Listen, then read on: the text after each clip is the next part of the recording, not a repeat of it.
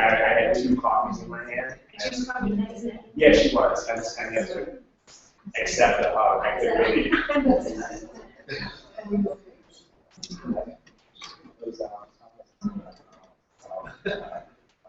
She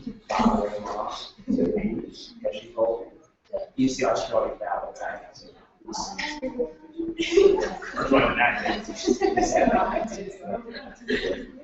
I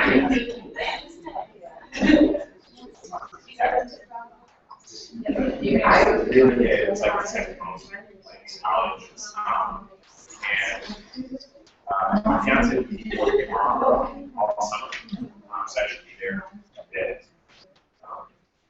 Yeah. I'll be around. Where are you? Thank you.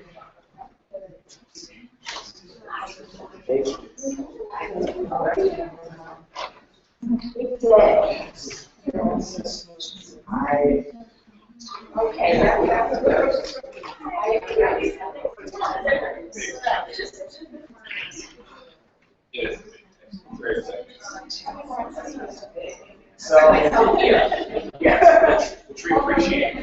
Okay. And Paige, I think that it's going to be like JD certificate and then ATU. Okay. Or, right. Yeah, no, okay. And then when I am writing discussion.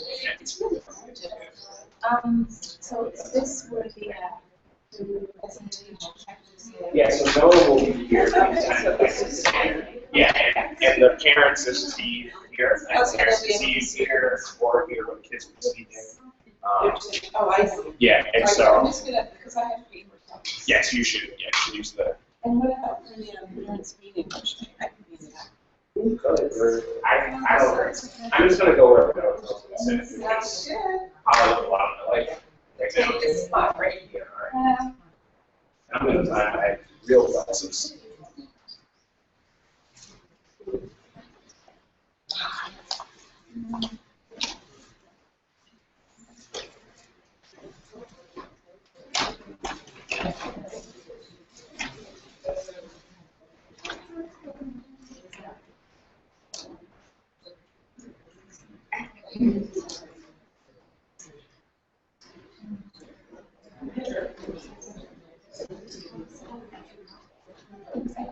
It runs away. It's so funny.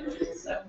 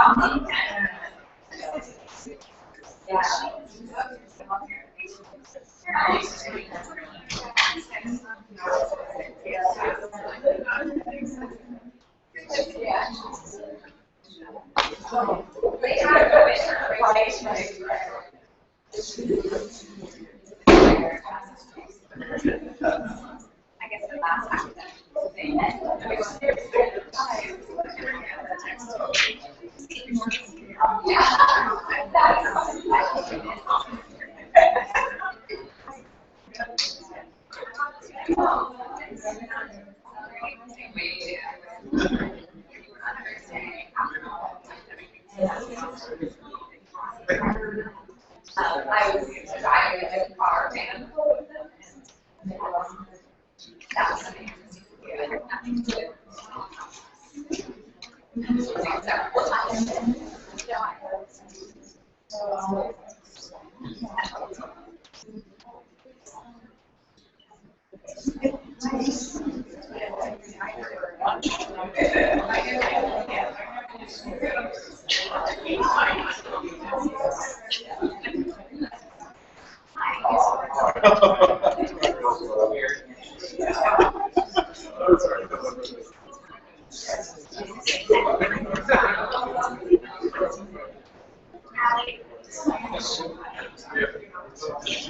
okay. Oh, got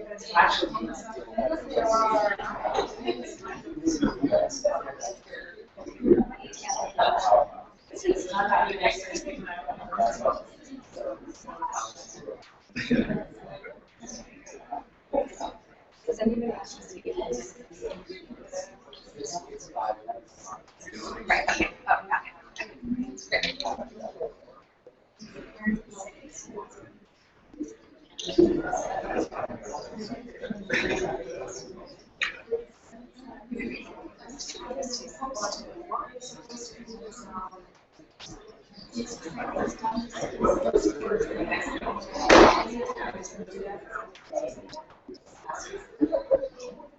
Just gonna pass these out and take one thing. Great for our.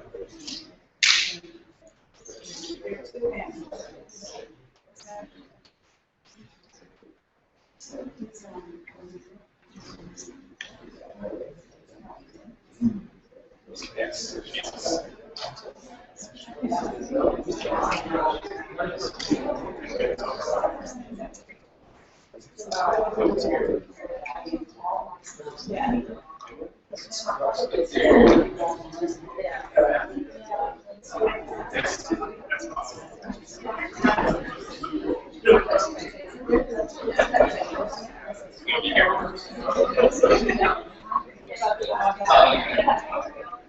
I might just move us back a foot here, but this is perfect. She's fine. Great.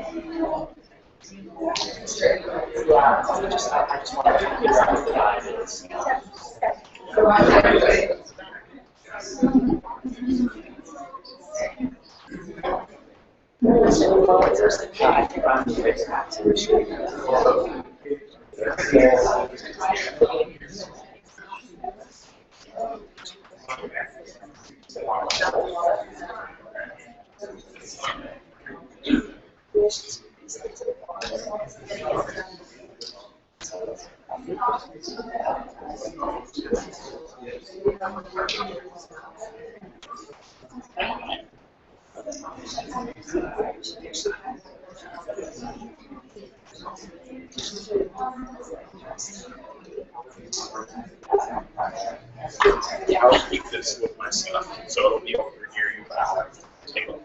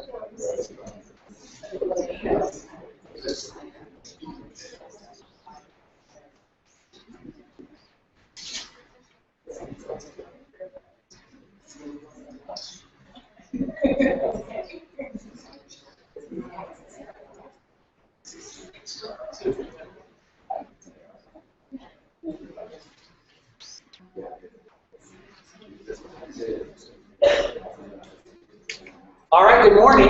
Let's get started. Welcome to the final day of the spring 2014 semester at SEGL. Welcome indeed to what I hope is the end of your child's beginning. My name is Noah Bob. I'm the founder and director of SEGL. I hope that each family or each section of the family has a copy of post-graduation guide for parents and guardians. If not, there should be some extra copies floating around. I'm convinced after this terrific semester that each and every one of your children is going to lead a compelling and spirited life. It may not seem that way on the trip home this afternoon because they are tired and sad, but each one of them is remarkably compelling and possesses a singular spirit. In the coming weeks and months, I am certain that you will recognize this more and more. Before we get started, I'd love for us to go around and introduce ourselves. So starting right here, if you could just say your name and the SEGL student that you are associated with. If there is one. I'm Casey and I'm Valley sister.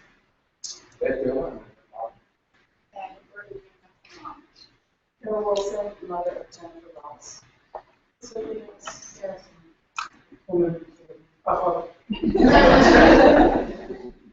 I'm Nancy Owen.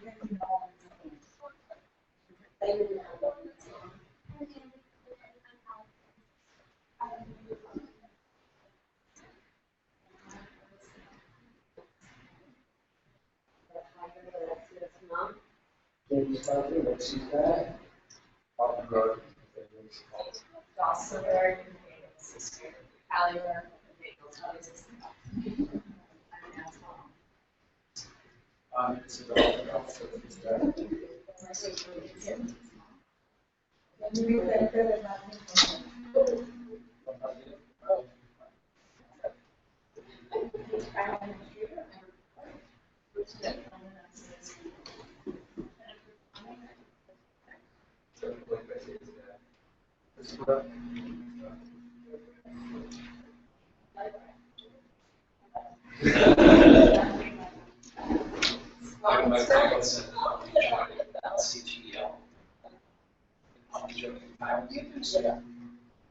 Chamberlain, Yes.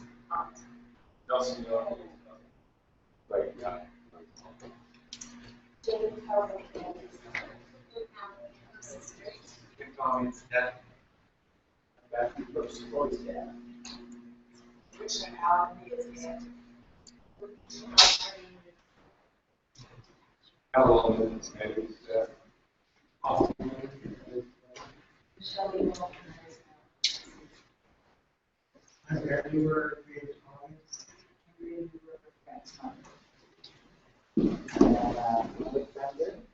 I'm Brady. I'm the director of admissions.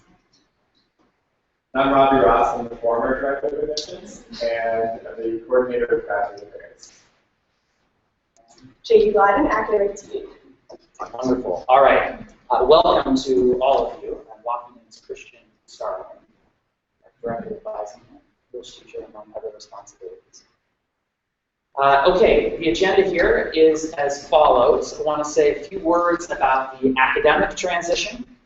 I want to say a few words about the social venture project that your child is going to create. I want to say a few words about college. I want to say a few words about how to stay involved. I want to give you some thoughts about what these students are needing right now. And then I want to open the floor to any questions that you might have. So if you turn to the first page of this graduation guide, see at the top, it's about the academic re-entry. I want to remind you that before the semester began, we sent academic questionnaires to most of your child's teachers and said, where does he need to be at the end of the academic year? And you can trust that we are somewhere between 98 and 102% of the the way they are. If you have any questions or concerns about that, the best person to speak with is JD. Please note that there are different paths to the same summit, and so there may be a chapter that your student read before, or a chapter that your student read after, that something might have been taught in a slightly different way. But it's our responsibility to you to make sure that your child is ready to start her senior year, and so you can count on that. JD will also, in the next couple of weeks, be sending home grades and comments, along with advisor letters, just as she did after midterm. And these grades and comments are intended to be binding grades and comments that would go on a student's transcript, depending on how your school works with academics. The next thing I want to talk about is the social venture capstone, which is right underneath academic reentry.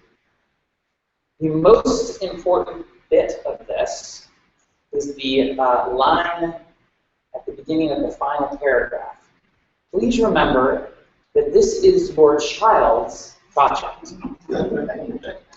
It is not anyone else's responsibility to ensure it is successful, nor should it be. Launching something new involves challenges and even failure.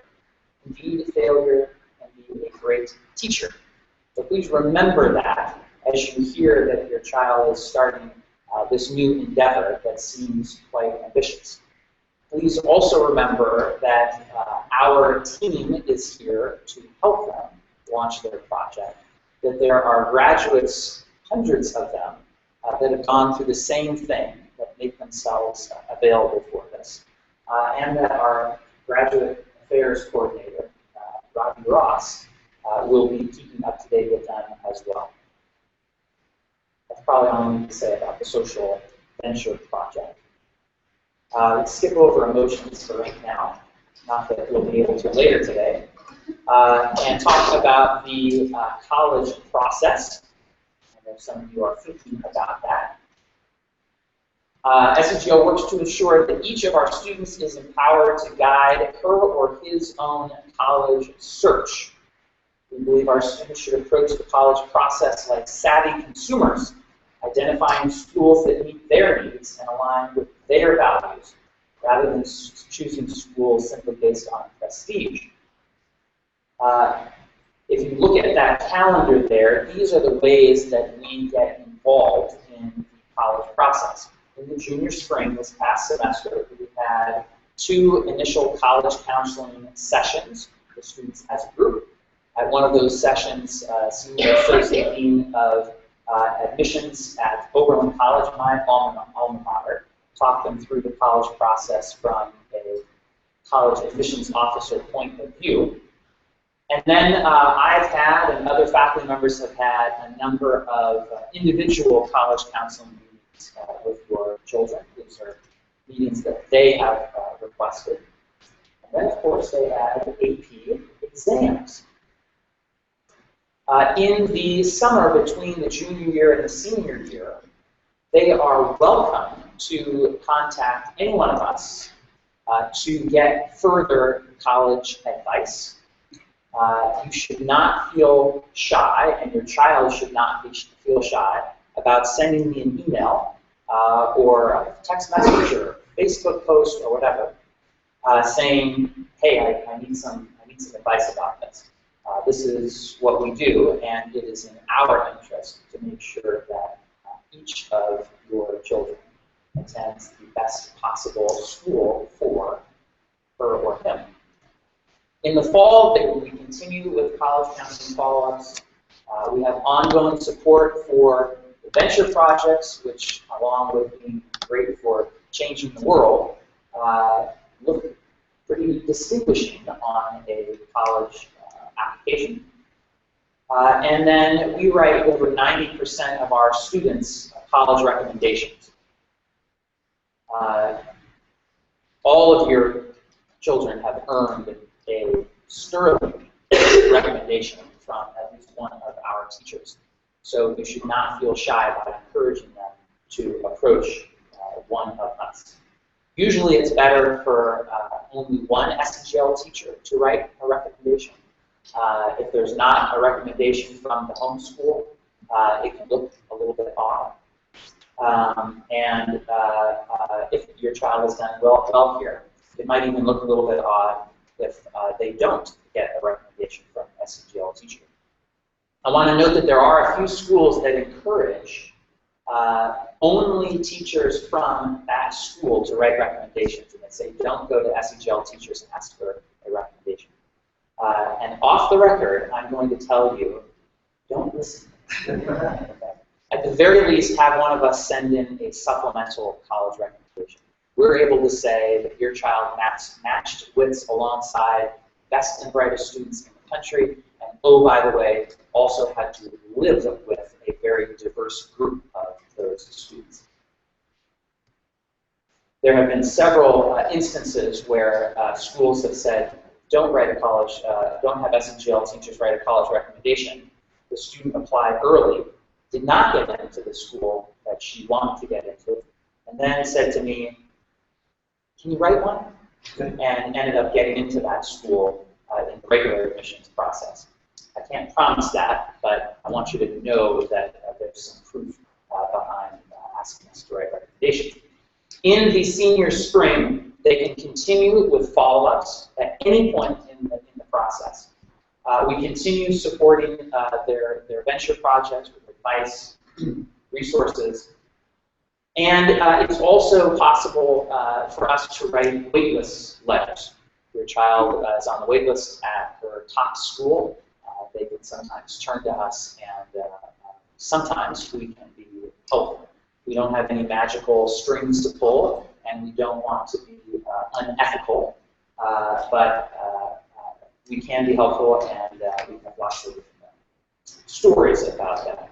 This semester, in fact, we had a graduate who was very close, became very close over the semester, and afterwards, one of our guest speakers asked that guest speaker for a waitlist letter, and she will be attending the top choice school in the fall. So can't promise that either, but we really want to help.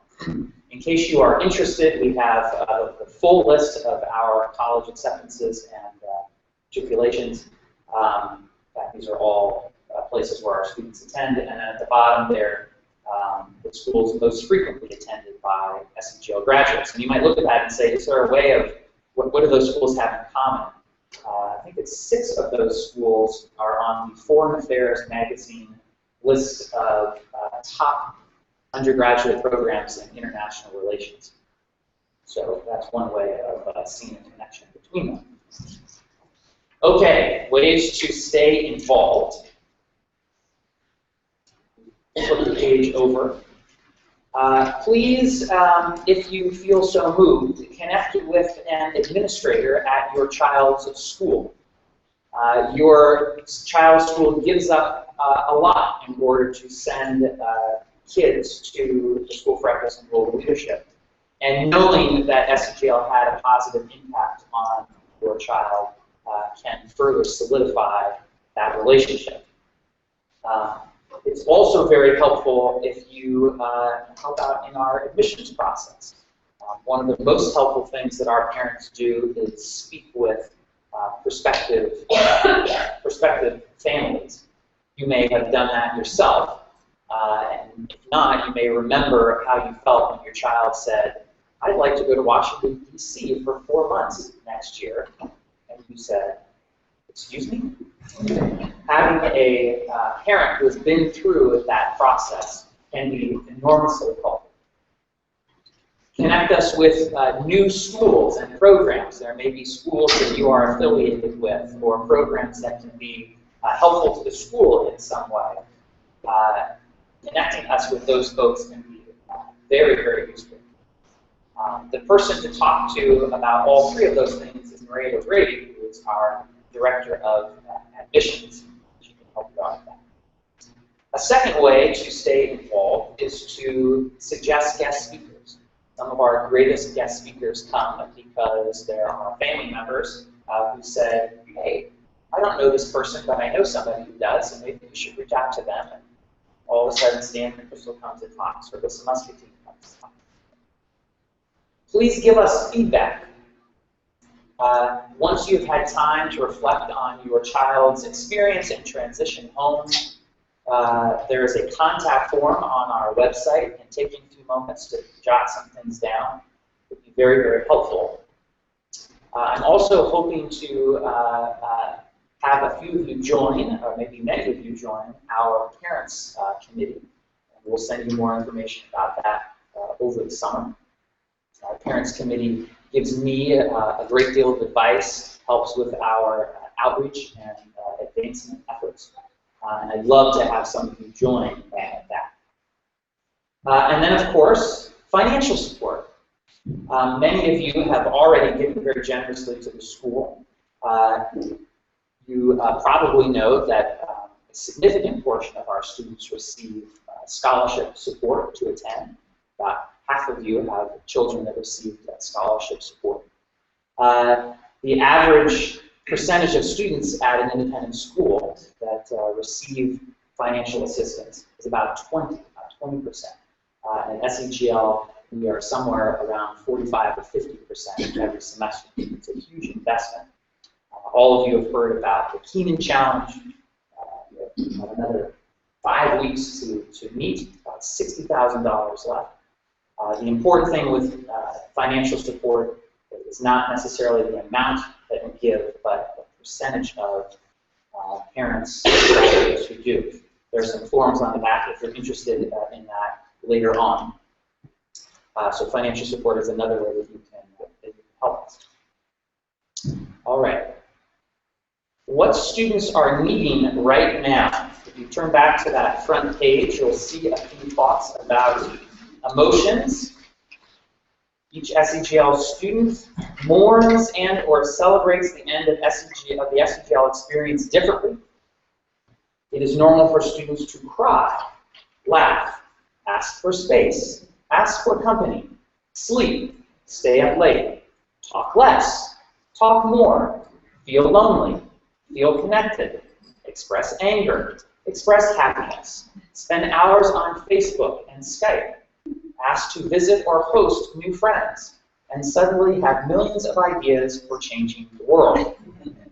Again, all of this is normal. I encourage you to hold your child to the same high standards as always, while allowing her or him time to honor and reflect on the SEGL experience. This morning, I passed out some 3x5 cards and asked your children anonymously to write some thoughts that I could read at this meeting, some advice for you, and a few of them responded. I'm going to read that advice right now. You can choose to follow this or choose not to follow this, but here are some thoughts, and then we'll move to questions. I need some alone time. I'll make sure to tell you everything, but I don't want to be overwhelmed when I get home with questions from everyone. Please be understanding if it takes some time for me to adjust back to life at home. Not only the living situation, but the academic situation is quite different here. I need some nice home cooking. Just be your normal, supportive selves. I love you so much. Please let me sleep on Sunday. The best advice is to let me share as much or as little as I need. Please don't cry too much. To my parents, thank you for the support and how you are always there for me. I am changed for the better, but I will always be your little boy.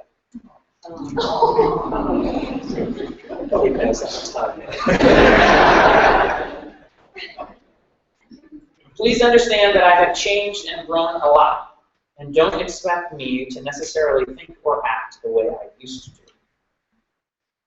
It's going to be hard going back.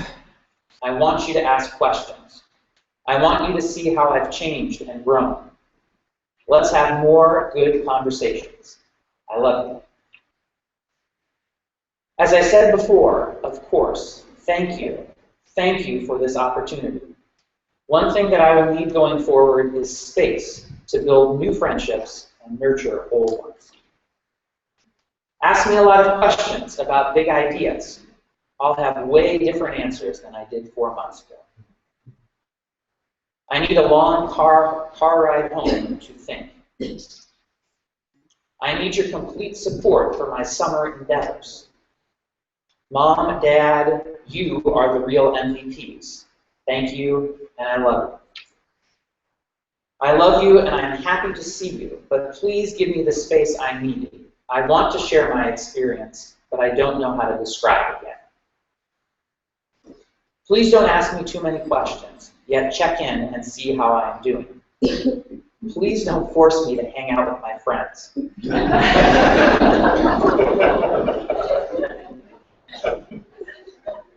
And finally, if I cry today, please know that it isn't because I'm not happy to see you. So those are a few thoughts about what you can do and how they are feeling right now. They're going to walk in very soon, but before they do, I'm wondering if there are any questions that any of you have about anything that I said or anything else that is of interest. Yes, sir. What's your theory on why admissions offices are discouraging you from writing this? It's not admissions offices, it's high school college counseling offices. So it's the sending schools, and I think they just prioritize their own faculty. And that's okay. And secretly I'm saying. Yes, sir. No, any way to describe this group as unique and therapeutic groups? You see, what's your description of this group? Yeah, that is a great question, and I would be happy to answer that question in a week. One thing that let me say this, and this is going to, I'll let you sort of take this for what it's worth. Last night, we had our internal closing ceremony. And at our internal closing ceremony, I'll let them describe it, but we light little tea light candles. Each student lights a candle from a big candle, and they put it on the floor, and they say something, final thing to the group. Every semester, I give them instructions for how to do that, and do that sort of successfully. And every single semester in the school's history, by the end of the evening, there's at least one candle that has gone out because somebody has not taken instruction about how to light the candle, or they took their candle into somebody else's, or they've knocked the candle over as they've walked toward the main one. This is the first semester in the school's history that at the end of the ceremony, every single candle was still lit. And I think that's because of two reasons. One is that we gave them so much instruction over the course of this semester, and they have really taken that instruction well. And second of all, I think particularly in the last month of the semester, this group has come together enormously well. This is a very, very diverse group, and it has been a real treat. I'm sure you all would echo this, to see how they have come together, particularly those that were on the opposite side of a spectrum. There are lots of different spectrums at SEGL. We talk a lot about the concept of narrowing your gap, right? So if I come in able to write an essay that's this good, and you come in able to write an essay that's this good, by the end of the semester, I've covered this much ground, and you've covered this much ground. You're the one that's getting my praise, even if your essay isn't quite as good by the end of the semester. I think this group has really, really taken that concept to heart, and I hope that you'll see that coming. So there's a somewhat cryptic, but hopefully helpful.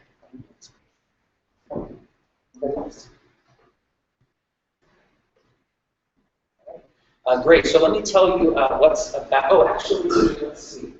Good. Let me tell you what's about to happen, and then I want to make one introduction. What's about to happen is they are going to come up the stairs and fill out this section over here. I'm going to say a few introductory words, and then one by one they will stand on this smiley face here so the camera, the online folks can see them. And they will say a few words. They'll get a graduation certificate from me. And then we will eat lunch and go home. One thing that's a little bit different than other closing ceremonies, as I think many of you know, is that I'm not going to have a whole lot of time at the end to say goodbye. In fact, I may just sprint out of here at the very end. I'm getting married tomorrow, which is very exciting.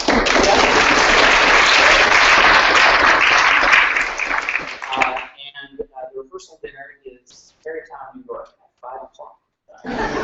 So I need to sprint out of here. And my dad, if he's not here, will show up very shortly. And it's his responsibility to, I thought it was just to make sure that I had everything I needed, but I think he's also making sure that I get to the church on time and all that kind of stuff. So please don't get in his way. That would be very helpful. Okay, great.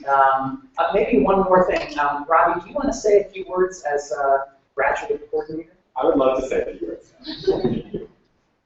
It is a pleasure to see all of you here today. We started this journey a long time ago. A lot's happened since then. You may have known me formally as Robert J. Ross. Some of you like to add doctor in front of Robert J. Ross, which clearly I really matched the description that was in your head. So since I left about a year ago, I moved up to New York City, but this is the sort of place that keeps you coming back for more. I'm totally emotional right now. I haven't even met many of your kids in person.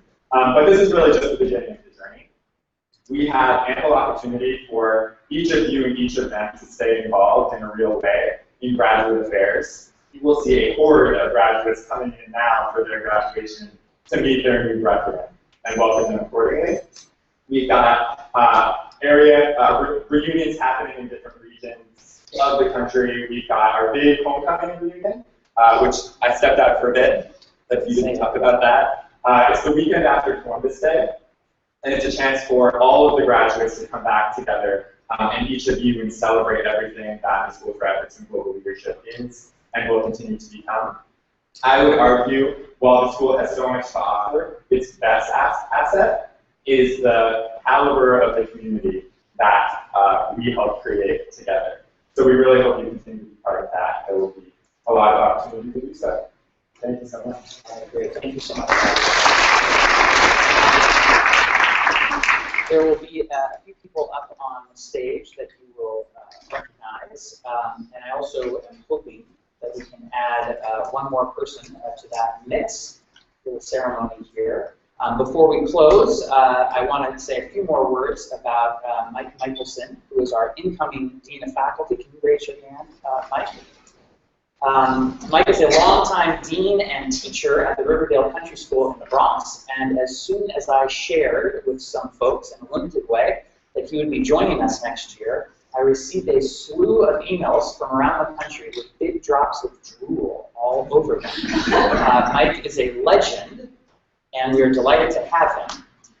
Rather than my words, though, I asked Jackie Pereira, his longtime assistant and the parent of SEGL graduate Jesse Pereira, to send me a few thoughts. She sent me a book of compliments that I cannot read in full now, but here are a few excerpts. I have no doubt that as Dean of Faculty at SEGL, he will soon become an important and integral part of school life, and your staff and faculty will immediately know that a good man is working with them and for them. His integrity and grit are quite impressive. He has this way about him that makes you see things more clearly and, if need be, different. His brain is a Rolodex of knowledge. I realized earlier this week that the students don't actually know what a Rolodex is. He will be quite the asset, and I'm so glad he will be working there. The small, closely knit environment that is SEGL is a perfect fit. Both Jesse and I love this so much. So I just want to make sure we welcome Mike to our family. And if you feel comfortable, I'd love to have you sit up here with us as part of the transition. So if you can join us.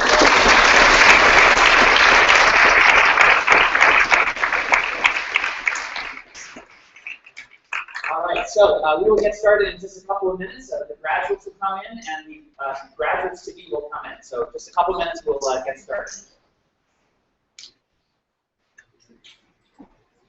You can talk amongst yourselves.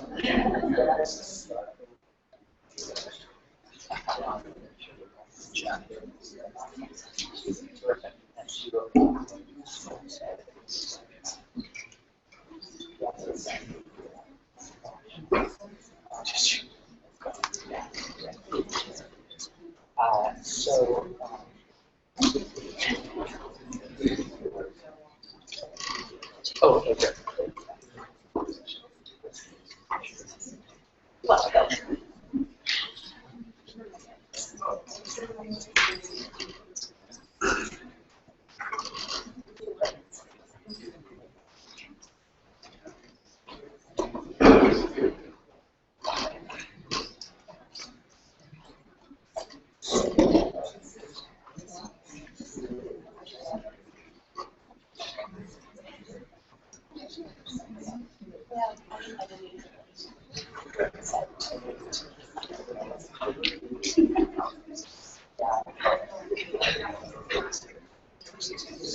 Okay.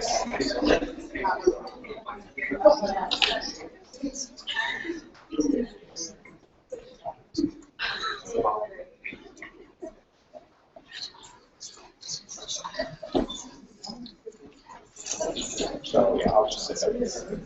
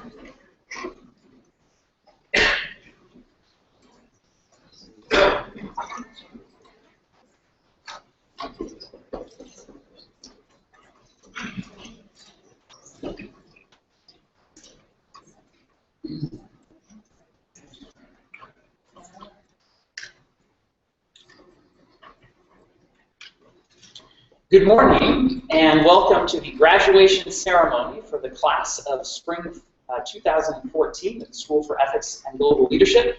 My name again is Noah Bob. I am SEGL's director. You have a cell phone. You can turn that off. As we begin our ceremony, I want to welcome and acknowledge SEGL Board Vice Chair Abraham Streeter, our Director of Graduate Affairs, Robbie Ross, our incoming Dean of Faculty, Mike Michelson, my father, Jerry Bob, who's out there somewhere, and the many SEGL graduates who are in the audience today. Oh, for a muse of fire that would ascend the brightest heaven of invention. Kingdom for a stage, princes to act, and monarchs to behold, swelling the scene. Then should the warlike Harry, like himself, assume the port of Mars, while at his heels, leashed in like hounds, should famine, sword, and fire crouch for employment. But pardon gentles all the flat, unraised spirits that have dared upon this unworthy scaffold to bring forth so great an object. Can this cockpit hold the vasty fields of France, or may we cram within this wooden know the very casks that did affright the air at Agincourt? Oh, and let us on your imaginary forces work. Think when we talk of horses that you do see them printing their proud hoofs in the receiving earth. 'Tis your thoughts that must now deck our kings, jumping o'er times, turning the accomplishment of many years into an hourglass, which supply a me chorus to this history, who prologue like your humble patience pray. Gently to hear, kindly to judge our play. Shakespeare gave those words to his chorus at the beginning of Henry V. And I gave those words to you at the close of our first morning meeting on January 27th. In that speech, Shakespeare tells his audience, this is just a stage. This is just a set. These are just actors. And these are just costumes. If you want this performance to be any good, you must use your imagination. You must use your heart. You must use your mind. You must believe in our shared endeavor. The same, of course, is true of SEGL. If you want your semester in DC to be successful, you must use your imagination, your heart, and your mind. You must believe in our shared endeavor. We, your teachers, are honored that in the past 4 months, each one of you has used your imagination, your heart, and your mind to its fullest extent. Each one of you has believed in our shared endeavor, and I have no doubt that each one of you is ready to change the world. Our ceremony today is simple. Each member of our student body and faculty will be given the opportunity to share a few words. And then we will lunch and say farewell. Each student will receive a graduation certificate as well as a memento from our graduates, welcoming them into the graduate community. Maya Burlow from spring 2013 will be handing them out today, but this is a tradition started by our first class in 2009 and comes with this note. To the members of the School for Ethics and Global Leadership's spring class of 2014. Congratulations, graduates. You did it. We suspect it will not be the last big thing you do either. As you venture out into the world, we thought you might appreciate having a tangible reminder of SEGL that you can take with you. Something to remind you of the special times you shared with your classmates and teachers in Washington, and something to remind you of the power you have inside you to change the world. As Bob Dylan memorably put it, the times they are a-changing, and the coming decades will be your time. Watching you grow these last few months, we have no doubt that you will make the most of the challenges and opportunities that come your way on the world stage, and that you will always make time for the things that matter in life, like staying in touch. Safe travels and welcome to the family from the inaugural class of 2009 and all SEGL graduates. And the gift is an SEGL watch or chain. Before we begin, I want to honor those faculty members who will speak at their final SEGL closing ceremony this morning. So before you clap for them, you'll know that. First, our three faculty fellows, Nora Krolwich, Brittany Dawson, and Francisco Hernandez, are each moving on to inspiring new challenges next year. Together, these three performed one of the most difficult tasks known to humans. They have lived with dozens of high school juniors for a year. Nora taught math and managed our academic building operations. She is clear-headed and affable under pressure, team-oriented and selfless with her coworkers, and in a way that is rare among 20-somethings, deeply committed to the craft of teaching. Francisco taught Spanish and assisted with admissions. He, too, is unusually committed to working with young learners. He is also humble, passionate, empathetic, and a mean dancer. If your boy comes to breakfast teary-eyed tomorrow, it is because he did not have a horoscope-like text message from Francisco for the first time in 4 months. Brittany coordinated our summer programs and served as my assistant. It isn't easy to work with a visionary.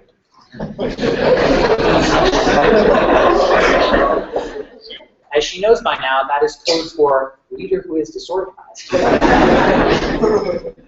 But she is a quick study who is cool in crisis situations and has a secret-like sense of humor. Chelsea also has spent 6 of SEGL's 10 semesters as our food and wellness coordinator, as part of our residential and admissions team, and as a student advisor. In reality, however, Chelsea is a master magician. Chelsea can make leftover quinoa salad disappear into tomato soup and grilled cheese sandwiches. She can conjure a Thanksgiving meal for nearly 40 with a day's notice. And as she did for the first 2/3 of her tenure, she can enter a closet with a hot plate, cast a spell, and emerge with a chicken and vegetable curry that teenagers of all stripes will guzzle gleefully.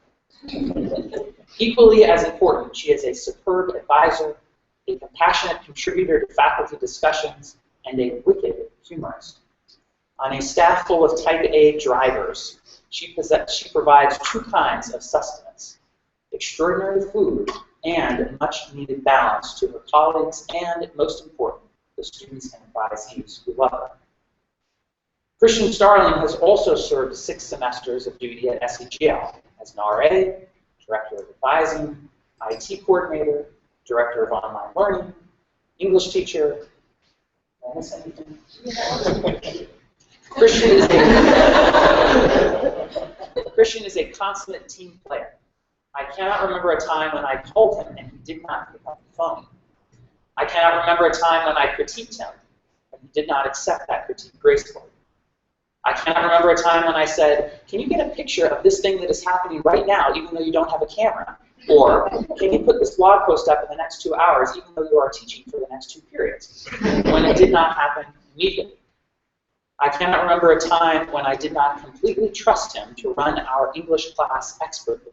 This is much higher praise than any of you except Christian realize. The greatest tribute I can give him, however, is that I cannot remember a time when an advisee did not ascribe life-changing qualities to his penetrating, gently confrontational queries.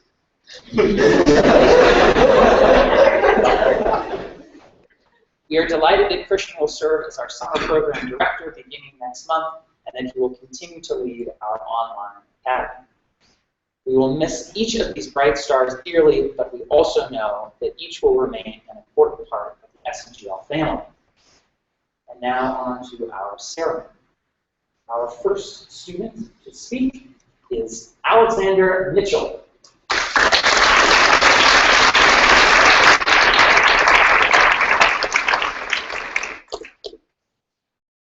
We presented our videos this past Thursday, and that was a total highlight of the semester.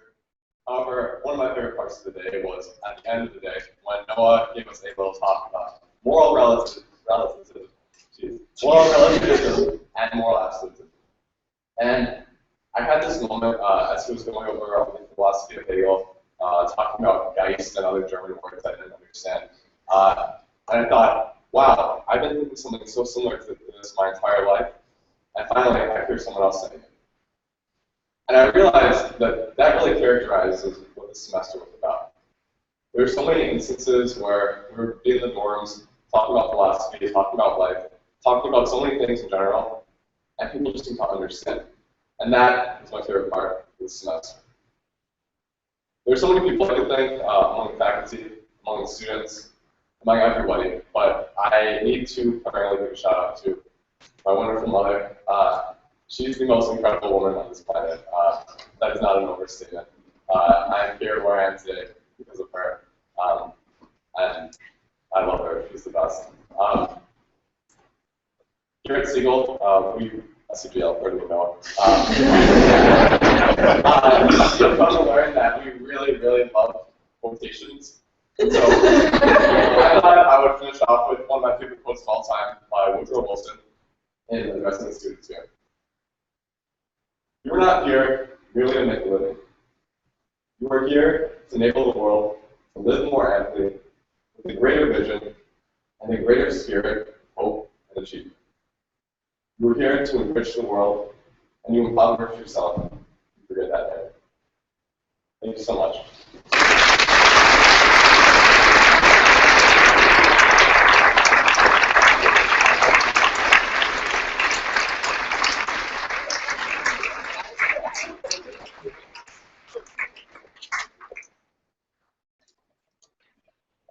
Alexandra Clayman.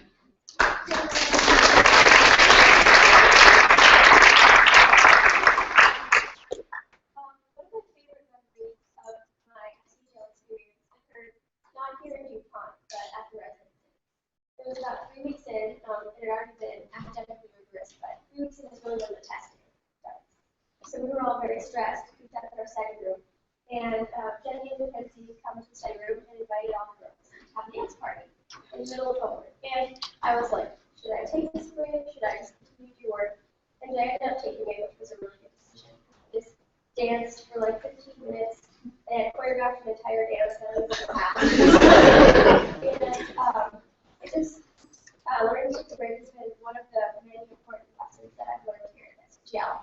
And I want to thank my parents and sister for letting me come, and I want to thank them for flying all the way out from LA to be here.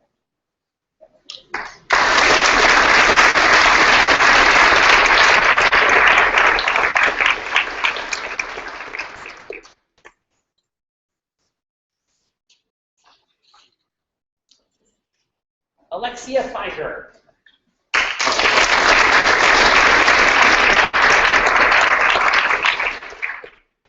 just wanted to start out by thanking everybody in this room.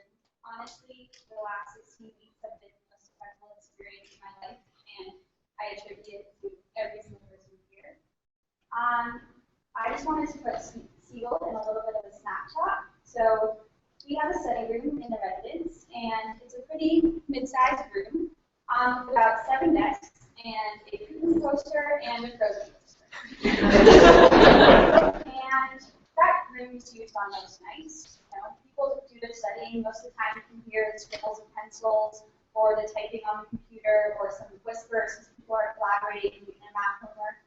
But normally, out of the blue, you will just hear a wave of giggles. And everyone will just stop doing their work and just laugh at something. And I think that really categorizes the work here at SEGL. We really know how to work hard, but yet really know how to do that. And that has been honestly one of the biggest lessons I've learned. So,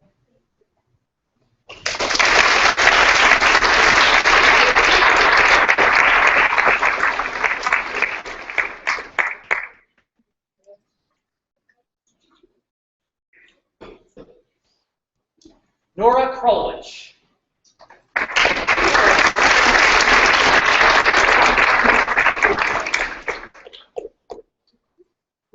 I'm not entirely sure how Archer managed this, but Archer made some friends and ended up figuring out that Ralph Nader was speaking like a block away from our school.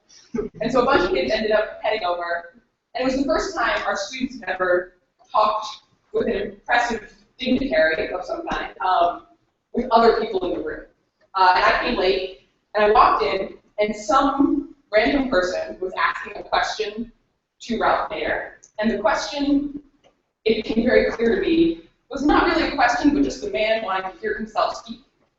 And I thought back to so many different lectures that I've been to, where the people who ask questions aren't really asking questions, or aren't asking good questions, and I began to like cringe and groan. And then, I don't remember, one student raised his or her hand and asked a real question. And it was one of these guys. And once, yeah, look. And once Chloe raised her hand and asked a real question, Ralph Nader's entire attention shifted to you, and he like never looked back at the other people. You asked unbelievable questions, and I was so excited that you guys are going to be the ones running the world.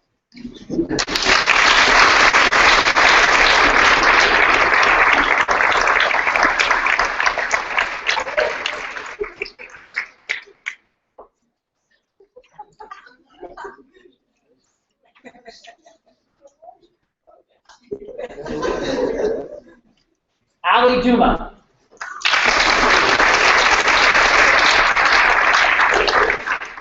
So one of my thoughts is just like how close we can come. And I think what really summed that up is when, right before we were presenting our policy document at the Pentagon, the 6 expert witnesses, we were all like really scared and like really nervous. And I just felt so much support from everyone here. I had 6 people like come up to me, give me really long pep talks, I had so many hugs, and I just felt so much support, and all the fear went away just because of these people and the people sitting behind me. And it just was like an incredible experience, and I just like really was because of everyone, not just because we were presenting the Pentagon, which was awesome, but so I just wanted to take a minute to thank everyone for just being supportive and super helpful throughout this.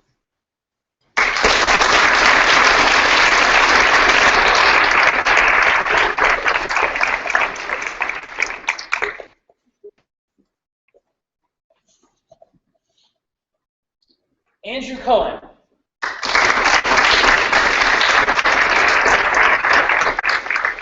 So my sister is taking photos over there. Her name is also Allie, and I just wanted to start off by saying I'm going to add 22 other siblings to our family, if you don't mind.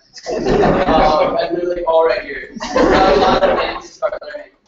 I really can't sum up our semester into like one event. It all kind of blurs together for me. I've learned so much through everybody, especially all of you guys. It's just been such a memorable experience, and I wouldn't have come so far if it wasn't for you guys. So thank you.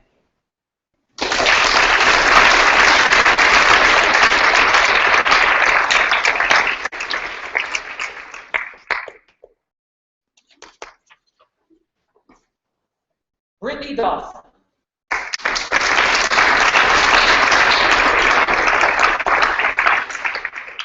It's impossible to explain just all of the challenges that these students face over the course of one semester. So I just want to give you all a snapshot into what was one of my favorite ethics and leadership days this semester.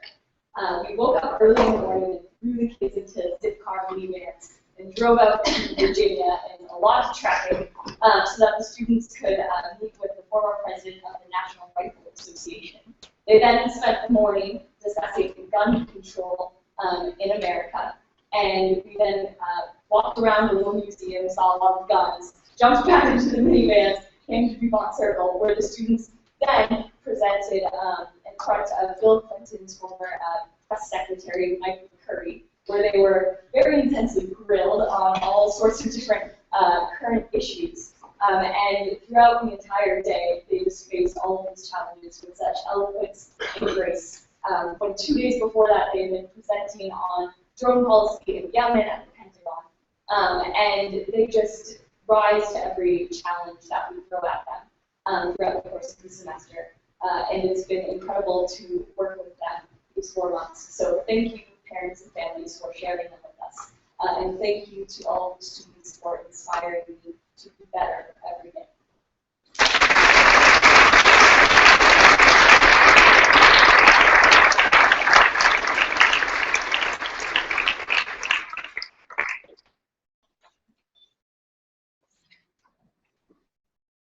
Archer Biggs.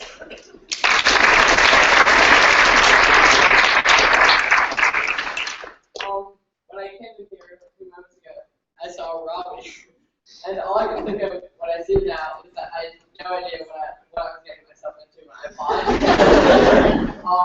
When I first saw him, I was sitting at my home school in assembly, and I didn't know what it was for, and Robbie presented the option of coming to SEGL, and it sounded like the best thing ever, so I took it. I had no idea that it'd be like this. And so the snapshot that I can provide to represent the semester is the crisis simulation.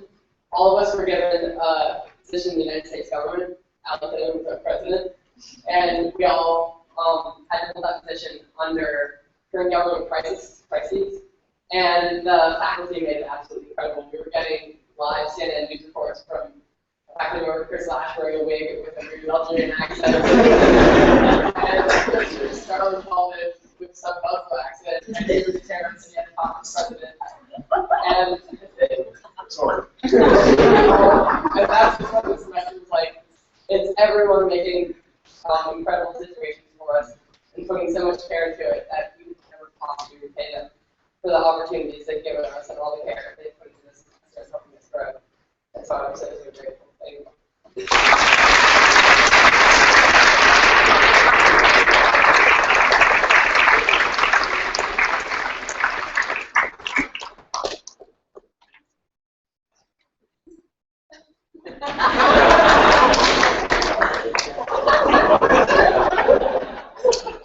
Arthur Soda.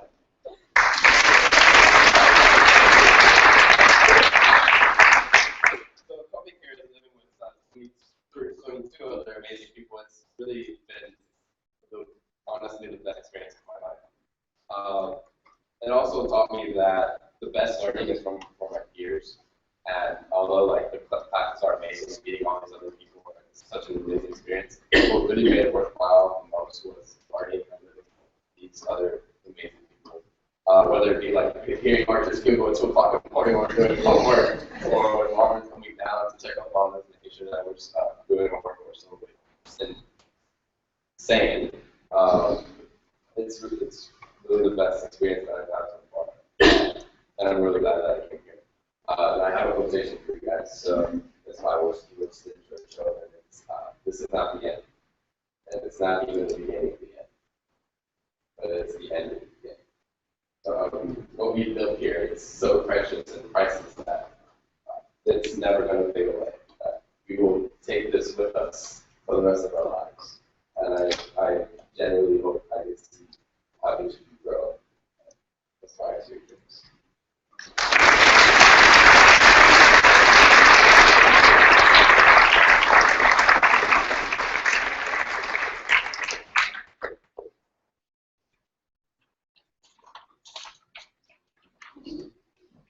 Francisco Hernandez.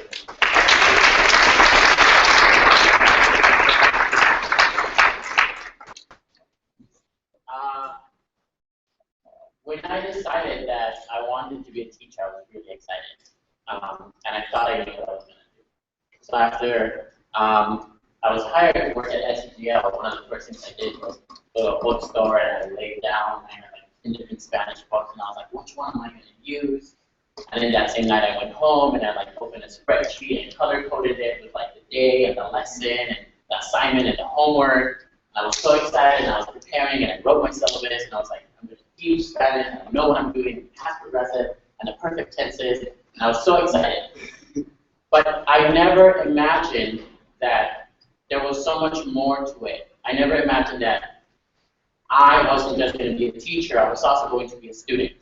And I was a student to your students. I was a student to them because they taught me so much this semester that I could have never prepared myself for the learning that I would be doing.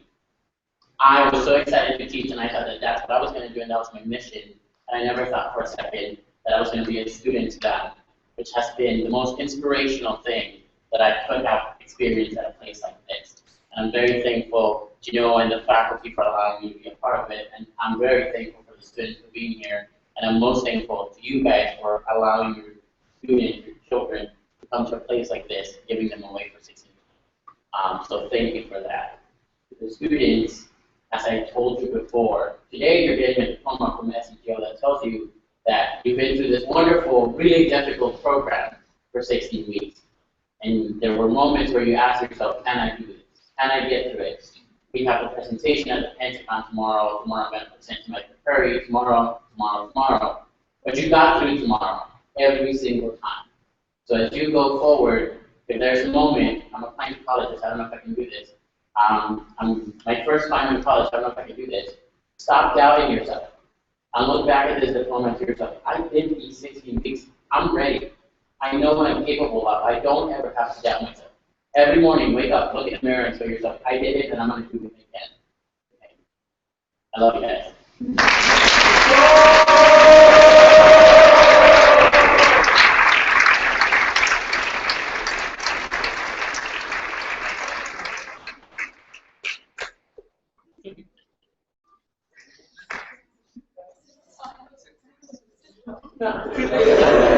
Yorabel Castillo.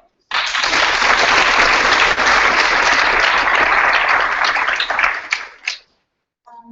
got this little note that I was going to read to you guys, but I mean, I might as well read it right now. I want to start off by thanking each and every one of you for supporting us throughout this journey. I want to thank my roommate's parents in particular because I never felt like I was alone, and I never felt like there wasn't a moment where someone wasn't there for me. You guys have honestly been a family to me, and I appreciate that so much. To give you guys a little glimpse into our crazy journey here, I want you guys to picture 23 students running around the Capitol with 2 faculty members playing manhunt. We're playing a game of hide and seek. And we're running around, and I just remember in those small moments in this journey, just being so happy and so full of just in bliss, complete bliss. And I didn't understand at the time why I was so happy, but looking back at the journey, it's all these small things that put everything together that just made me so, so happy. And I just wanted to thank you guys for giving me the opportunity to share all these moments with your family members and your daughters and sons, and it's just been amazing. So thank you so much.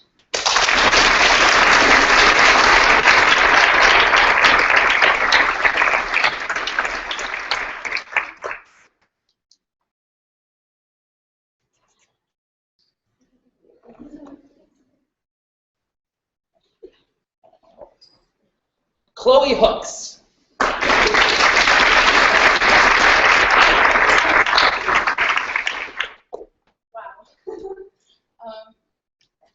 In trying to figure out closing remarks for this moment right here, I'm brought back to the very beginning of the semester, where we were speaking with Laura Lane, who was the last American official to say in Rwanda during and she was speaking and she was telling us about her decision-making process. And towards the end, we sort of got to ask her more personal questions. And I said, what has it been like as a female to take this leadership position in foreign service? And she responded, oh, I never saw the glass ceiling. I was always looking at the stars. And floored. I was floored. Really floored. And last night when we were having our internal closing ceremony, every time someone would speak, we would take a candle and light it. And it made me realize there's this whole connection that's come full circle for me at SEGL. Seeing the glass ceiling, people can identify that, sure. But students here, faculty here, we're not necessarily trying to break the glass ceiling or any kind of barrier like that. It's more that we're trying to achieve, reach, grab the stars. It's not about breaking down something that seems negative. It's about moving toward that thing that we all desire, that perfect thing. And even though perfection is difficult to achieve, it's still that motivation that breaks that glass ceiling, that breaks the barrier. And in seeing everybody's candle last night, I was really moved because I realized that all of us are kind of surrounded in some barrier. It might be like muddy glass, that glass ceiling, or it might be something else. But by the end of this, we have been, the faculty, the admissions team, saw through that barrier and saw the light inside all of us. And I cannot be more thankful. Like the depth of my gratitude, I can't express. Because this experience here has been one of the most life-changing things I've ever gone through. And as I'm standing here, I said this last night, I'll say it again. Thank you. And we are so lucky to have something that makes saying goodbye so very difficult.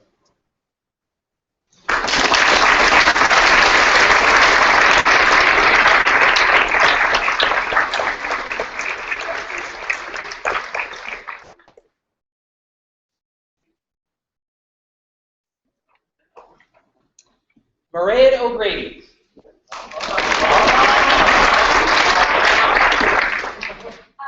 first to the parents, that's what I heard every day the entire semester. It's sort of funny because when I started working at SEGL, I lived in the residence with the students. And so then it made sense for them to call me mom. But this semester has just adopted it in this sort of crazy way, and every day on my commute to school, I'll run into a few of them, but usually I hear them first because I hear them saying, Mom, Mom! It's like a huge portion of the DuPont circle that thinks I am honored to help you. They have a lot of questions. But I do feel a little bit like I know what it means to be a parent in some ways now, and I also feel like I have to tell you that someday, and when I have my own kids, I'll be calling you up for advice on how to raise one.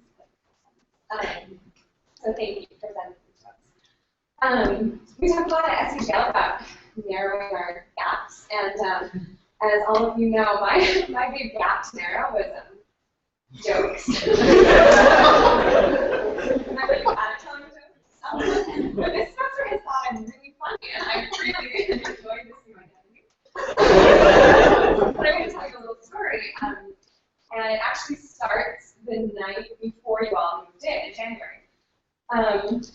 So we all cleaned the residence yesterday. You all had this experience. And over winter break, we don't have our residence, and there's a group of college students who live there. And so before you come in, you have to go through it again and clean it. And when we were cleaning out the residence the day before we came here, I found this piece of paper. I'll pass it around. It has a drawing of 3 people. And it just says, it's us. And I thought this was so funny. And I was like, I'm going to make this a joke. And so I told the faculty, and I was like, guys, it's us. It's us. This is going to be our theme. And so sometimes this semester when we've had like a big day ahead of us, we'll just be like, it's us. I know you guys are pretty into like trending hashtags. So this will be like hashtag, it's us. And so this has sort of been, I think we'll call it a joke. But I was thinking about it these past couple of days and weeks and months. And I think that actually it's really not us, it's actually you. And so you guys can have this hashtag, it's us. But we, the faculty, can't really take too much credit for that. So I just wanted to say, I spent all semester saying it's us, but really today I want to say it's you. And if you're ever having a moment of doubt, just remember that it is indeed you, all of you together and individually who are going to go do something. So thank you for the semester and thank you for sharing.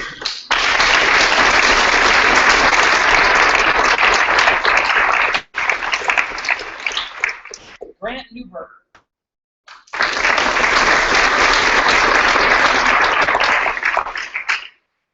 I just want to say that these are the 22 most driven, most passionate, hardest working people you will ever meet in your entire life. And if I may, I'd like to flash back to my first day of physics class.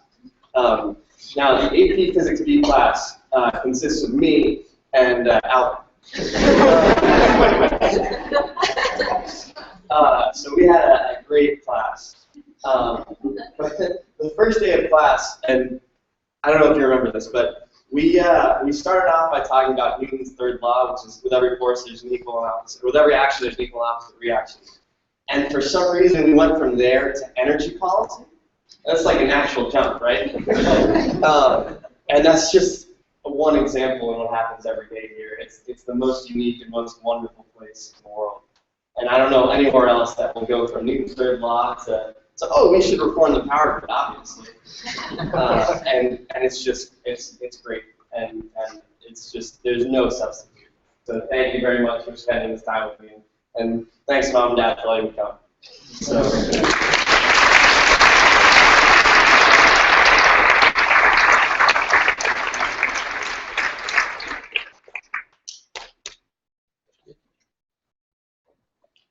Isaiah Fleming Klink.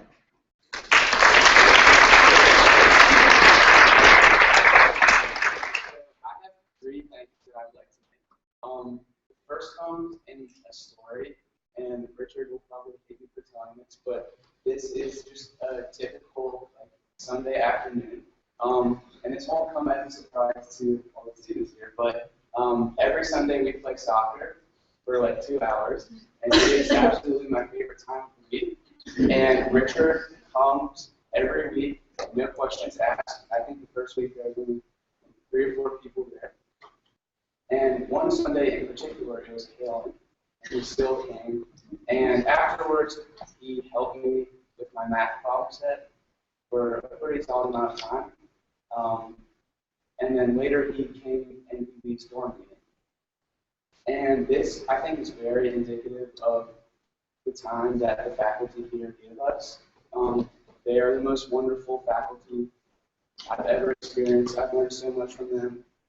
So thank you so much. The second thank you goes out to all the parents here. You guys raised the best kids in the whole country. I would also like to thank my parents, and my sister. And the last thank you goes to all of you guys. I love you so much. I'm so proud of everything that we've accomplished, and I'll always be here for you.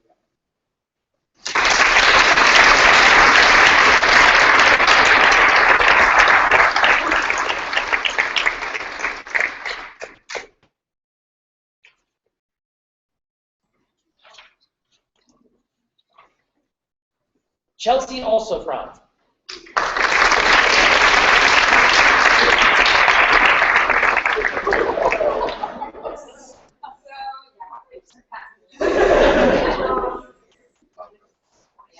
So every semester has their own food personality. And this semester has had something of a love affair with trail mix.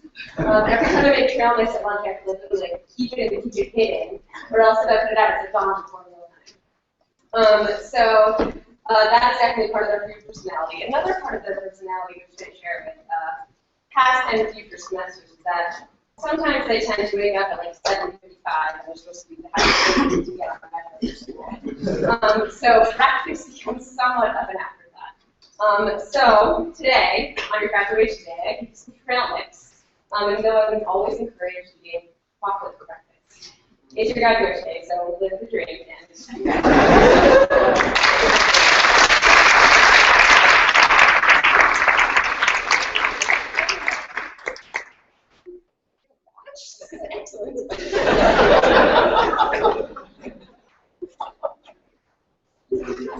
Jenny Ross.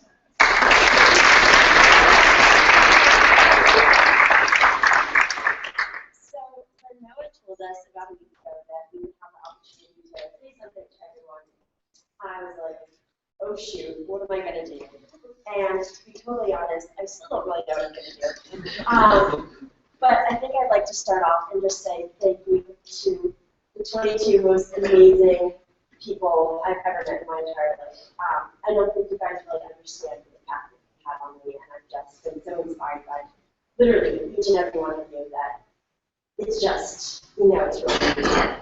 So, next, I'd like to thank all the parents here for just raising the most amazing kids of all time.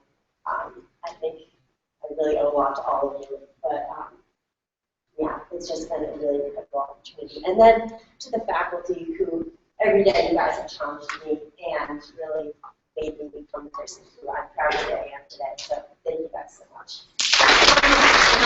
So Isaiah and I share a love of the office. And so we told a little quote that I think pretty much sums up what I feel right now. So it's by Andy Bernard, and it says, I wish there was a way to know you were in the good old days before you actually left them.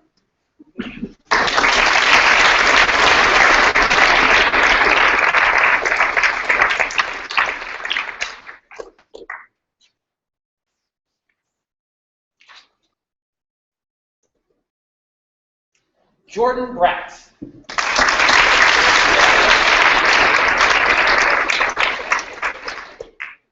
So it was 4:30 in the morning last night, and I was up writing letters for all the students. And I'm sure it'll come to no surprise to these guys that I was leaning back on my chair. Sorry, JB. I was leaning back on my chair and I fell into the ground. Sorry, JB. And so I was kind of like lying on the ground. And I was thinking, it's 4:30, my last night at SEGL, no homework, and I'm still finding a way to be up at 4:30 in the morning doing something. And I think that, like, while I was laying there, I kind of realized that,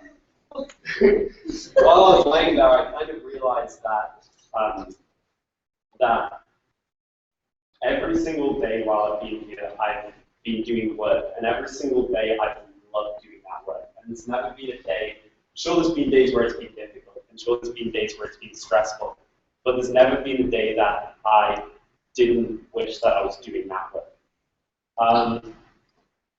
So I have a quote, I'm sure Noah will correct me if it's by the wrong person, but I believe it was George Washington who said, I love SEGL.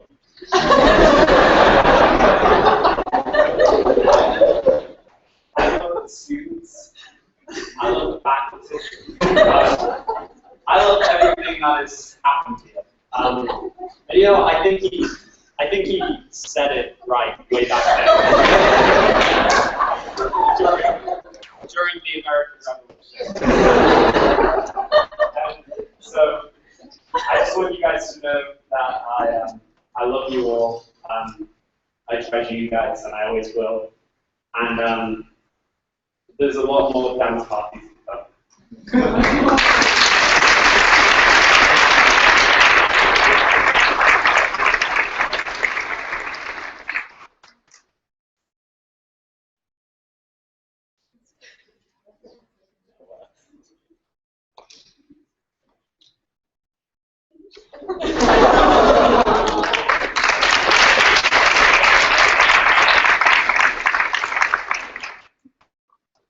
That's his sister. Nancy Glenn Hansen.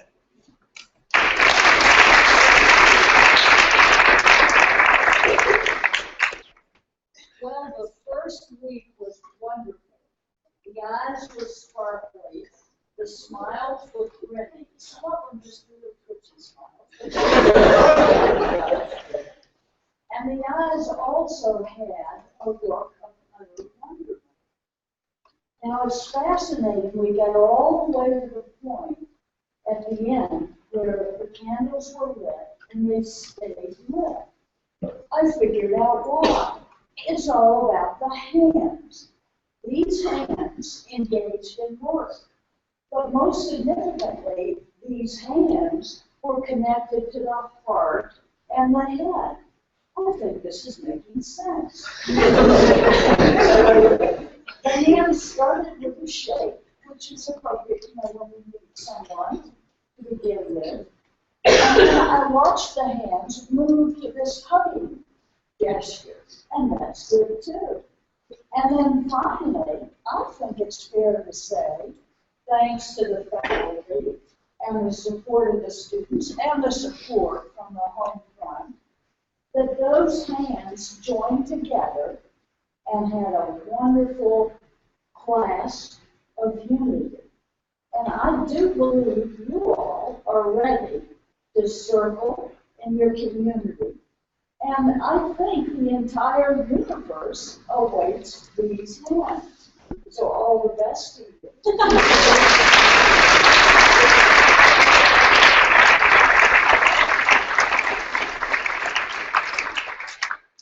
Bud Pro.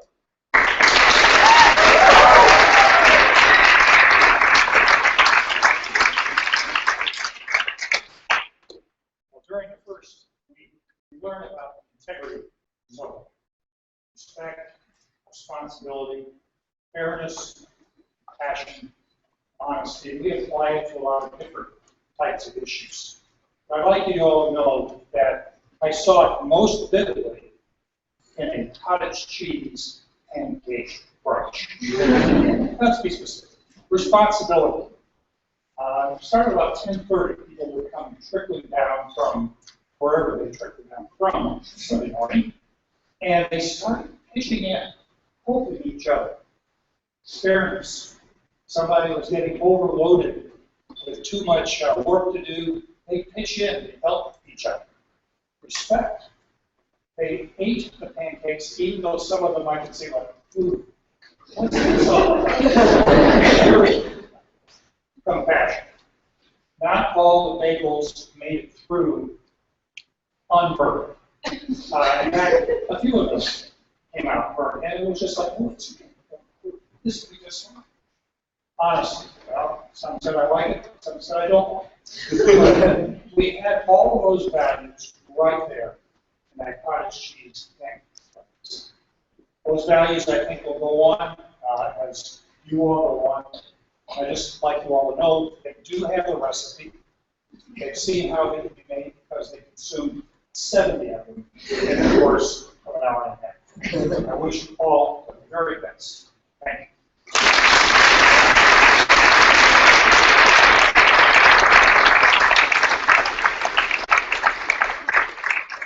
Karen Alpuche.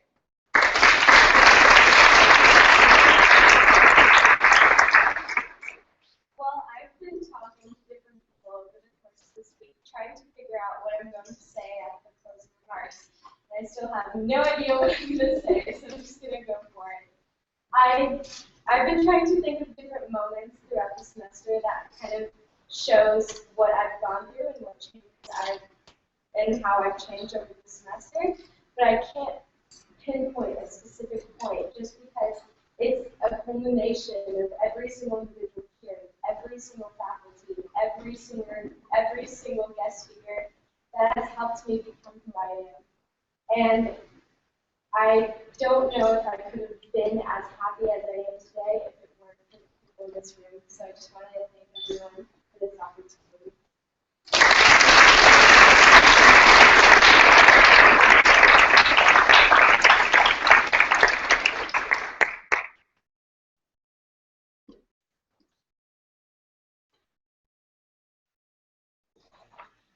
Mackenzie Nolan. So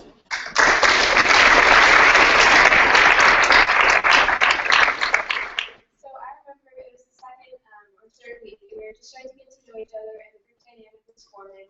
And I had to leave for a field hockey tournament, and I was a little bit nervous, surprise, that I would be leaving and wasn't sure what it would be like when I came back. And I remember going back to SEGL and my taxi pulling up, and within seconds, someone was grabbing my bag, someone was asking me how it was, someone was giving me a hug, someone was asking me, what can they do to help me, what do they want to do next? And it was just this amazing feeling to come home to this kind of supportive community.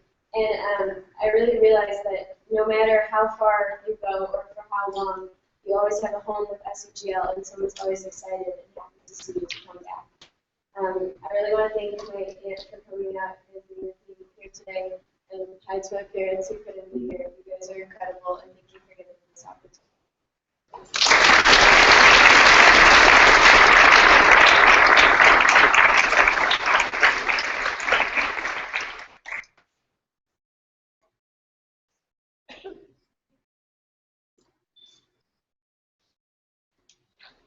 Richard Kelly.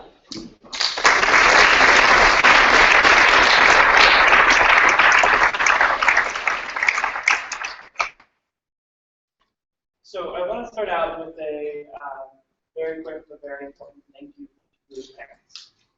As the residential teachers, I enjoyed these 20 students live together. And for me, I know with many conversations with y'all that it's very difficult for you to give them to us performance. And I don't think they realize quite how difficult that is.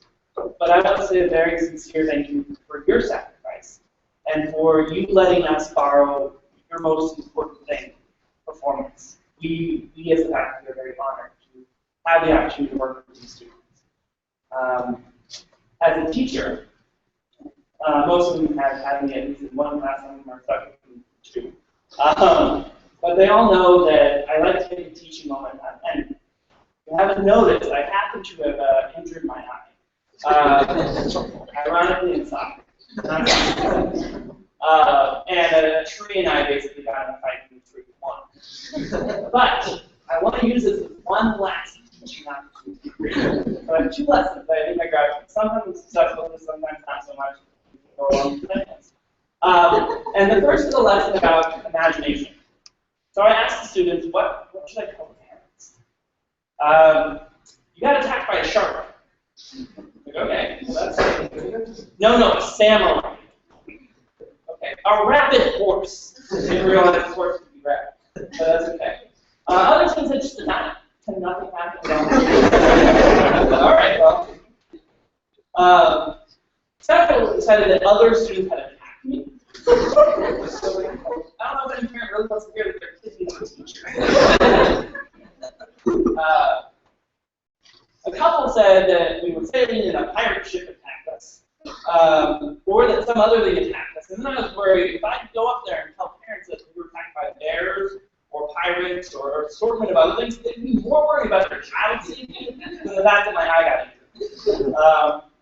My favorite, and I think this kid that was a trick, they said you should be forthright and honest. This is one of our values here. So they passed, all the rest of you failed. But I think what's important there is that these 23 individuals, you all have such imagination and are able to dream so big. And I hope that as you go back home, that you continue to dream as big as you have here, and that you let nothing get in your way of achieving that dream. Second note, I've mentioned this to many of you, is that sometimes random things happen in life, and you can't really predict or prepare for them. I know that many of you like to have things planned out, and that's very good, and you should have dreams, and you should strive towards them. But equally important is looking for those opportunities or those random paths that might lead you somewhere else, and not worrying about what's going to be in the future. I've said this to many of you. I think I've sort of said 3 things to each of you, almost each and every one of you, and it applies to all of them. The first is that no matter what you do, you're going to do great. The second is, even when you fail, that doesn't change who you are. And the third is that stress and anxiety are useless emotions. And so, to all of you, continue to dream big, and don't be afraid whenever there's a path that isn't presenting itself that might not be on the path that you got. So thank you very much, parents.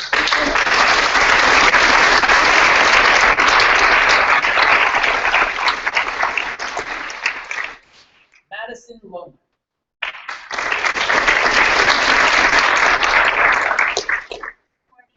I too want to start off with the same thank you to everyone in this room who has made this opportunity possible. To my family in particular, and all the parents, and then to the faculty, Bud, Nancy, the alumni, the course, all of you guys. You've really made this semester not only possible, but the best semester I think I've ever been. When Noah asked us to come up with a snapshot that could describe what our experience like at SEGL, one moment came to me in particular, and it wasn't an event per se, but this day when I got home from school, it's a random day during the school year. It was probably 10 or 11 at night. I had quite a bit of homework left. And I called my mom and I just said, Mom, I'm so happy that I go to school right now. I'm so happy to be here. I had probably 3 to 4 hours of work left that night, but I couldn't be upset about it because what I was doing was preparing for a mock court case about the atomic bomb in history and research and immigration law in Spanish, and all these things that really truly matter to my life and to everyone else's life. So when I think about the conversations that we've had as a semester in the beginning, where they've come now, and how much growth and learning has happened, I'm just so proud of us and everything that has come as a result of our semester and our time together. And so thankful to everybody involved in this room who made that possible.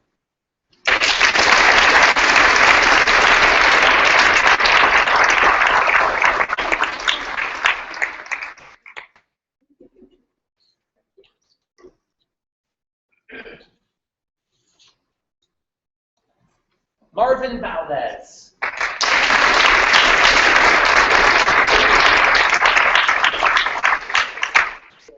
You guys have heard a lot about the residents from academic question at SEGL, but I'm going to give you guys a little bit of athletic. Like I said earlier, Soccer Sunday is something that we all always look forward to. It's mandatory, but ironically, SEGL has the most competitive soccer team in the world, but at the same time, the most compassionate soccer team. And although we really go hard in the soccer field and everything, but no one ever really keeps the score, so no one ever really knows who wins. And it's kind of funny that even though we play so hard, we always support each other, even if we're opposite teams. I remember this one time, Chloe got hit hard by someone on the other team. But instead of getting the ball, the person on the other team went to help Chloe, and that is something that I deeply love about being 23 years. That's one of my favorite parts about being here. So thank you for letting me share my semester with these kids.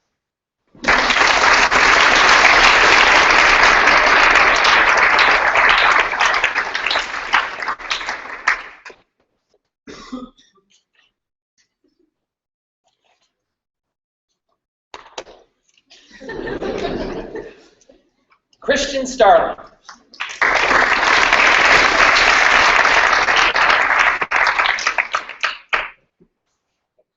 Hi guys. Parents, I'd start off by saying thank you for giving us your babies for 4 months. I think you're okay. I'm also almost certain they're better now. They were back in January. Faculty, love you all very much. You all are like family. Not like him, you are family to me. Thank you. Also, my fiance, it's really hard to like, get love with me, especially when I come home. It is. Especially when I come home at like 7:30, and she still doesn't see me until like 11 every day. And like, it's hard. And so, thank you. You're the best. Also, hi, Mom. Congratulations.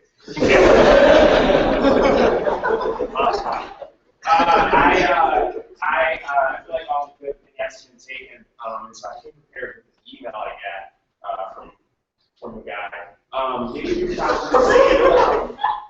Maybe you're probably seeing the book Everything Matters on my desk, right? It's got like this, like this cat Indian name on it. It's a really important book to me. I encourage you guys to read it. I think Maddie actually did. It's kind of weird, right? It's a weird book, but it's a great book. And I'm a big fan of that author, and so I was reading one of his other books, Fluency, Classes, Little Miracles. His name is Ron Kerr Jr. And I was like, this book, like, totally doing something. And email this guy and like say, hey, fella, like, let's talk about this book. So I did. And I emailed him. I said, hey, like, this book is really having an effect on me, and I just want you to know that, like, I'm not sure you really wanted the book. to like teach people like how to be better people, but that's what it's doing.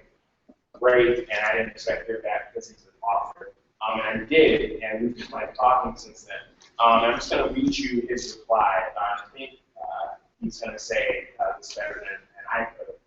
So I'll send a little to get listen to it as well. And you guys are great. All right. Hey, Christian, tell you what. If you figure out a reliable formula for being a good man, please let me know. It turns out it's a lot easier to write about than to act out on a daily basis. I was thinking about your email this evening, considering how to respond to speaking on my email. Considering how to respond. And it reminded me of something David Foster Wallace wrote. I assume you've read them, but if not, no matter, at least for our purposes here. Basically, he was ruminating on how hard it is to do the unsexy, boring, lunch-pail work of caring for others on a daily basis, really caring for them. It's hard for a number of reasons, but I think chief among them is that there's no end game. If you're going to do it until you stop drawing breaths. You do it imperfectly, forever imperfect. As I get older, I find that I'm more forgiving both of myself and others. By which I mean what I'm primarily concerned with is where my heart and head are at, a sober, no BS assessment, rather than with being perfect in all my relations. None of us will live an error-free existence. Intentions do count, especially if they're consistent. And I'm sorry if I don't have any better advice than that, but the fact is that I'm just flailing around in the dark, same as you, and trying really hard not to bloody anyone's nose in the process. I'm going to leave you guys with that. I love you all more than you know. It's about graduating. It's really feeling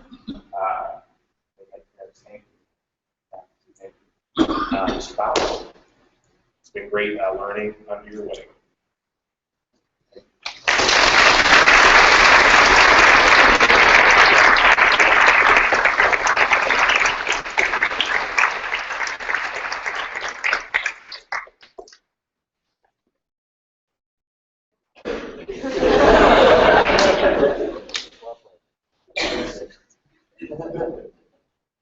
Nathaniel Ruark.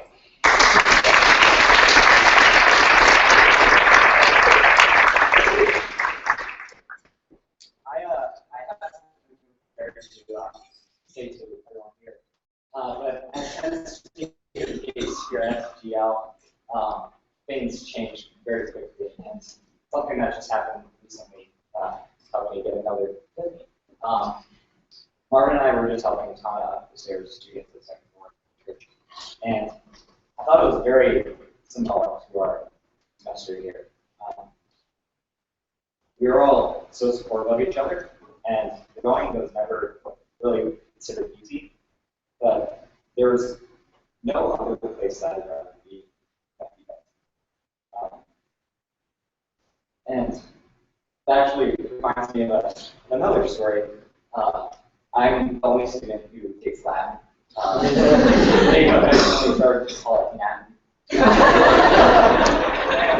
My teacher is the lawyer of the school, his name is James, and he's a very interesting man. And he has bits of advice for me. For example, saying, "It's not like anything, Nathaniel, it is."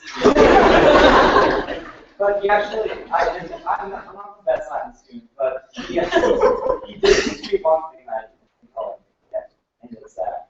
It's this quote. It's "Incat qui positor." That means he who endures comes. And I think that's what we did here. All the staff, support of our family who maybe I didn't call enough, but so and I'll be guys more than anything.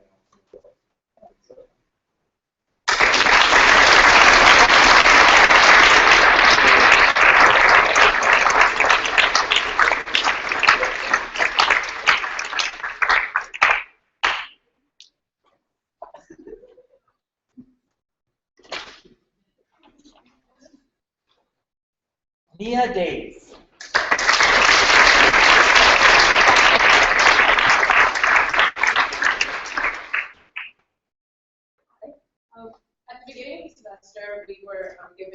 one of our first big English assignments, and it was the narrative journalism project. For this, we were paired up with another person, and we had to ask them why they think SEGL, how they think SEGL is going to fit in their life, and where you think you're going, and a bunch of really overwhelming questions that we didn't really know how to answer at the time. I was paired with Hannah, and I was explaining to her my past, or I don't know, just like where I'm coming from and what I wanted to do, but I didn't really know why I was at SEGL. I really didn't. Everybody says they know why they're at SEGL, and I didn't feel like I knew. But as I've moved through the semester and talked with faculty members and talked with all the amazing best friends and vented with my mom, and I'm just talking to so many different people, I've learned why I came to SEGL. I came here to meet everybody here, learn from them, and to prod the brains of the faculty and get their wisdom that led them to Harvard. I want to know. I just learned how to fail and get back up. I learned how to support other people, and just who I needed to be to get to the place that I thought I was going, but that I know that I'm not going in the direction that I thought I was going. I'm going to change myself and change the world. And that wasn't something I knew at the beginning, but I understand it now. So thank you.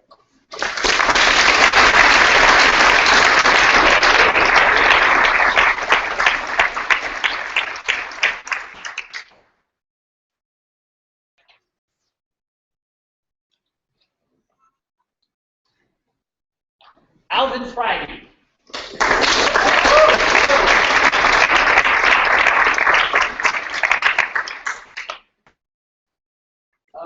So I teach math and science at SEGL. And one of the hardest things teaching those two subjects is having people sort of see the humanity behind the equations. Very often they're thinking in terms of, oh, I need to know this for the APs, or I need to know this for the APs. But behind sort of, and this is how you get to the answer, is people actually, creating something. And I would argue that that's a lot of what SEGL does. Now, I'm going to sort of rewind a little bit, because I don't know how many parents were here at the very beginning, but Noah does this thing at the very beginning where he says, let's talk about win-win situations. And if you notice, actually, it didn't come up very much right now. It wasn't like, we're going to teach your child how to negotiate. But what the students sort of learn is, to sort of see other people differently. And it begins with Bud, believe it or not. Like a government official, and at first you think of, oh, and this is what he did from the history class. But he actually comes to the students, and as they sit around with him, they find out, like, what were his fears at the time? What was his desires at the time? And he was a real person who made real decisions. And in some ways, that's sort of the beginning of the process. Because what you're doing is you're sort of saying, in history books, there's people in the history books. And you sort of meet very important people. And a slightly harder thing to learn is how to really see sort of the humanity of people close to say other places. And you don't sort of, at first you look at them and say, well, he must be this because he plays soccer, or she must be this because how she dresses. And at a certain point, you stop looking at that and actually sort of, again, sort of seeing the humanity behind that. And sort of the final challenge of this whole thing, the final challenge, is with the people really close to you.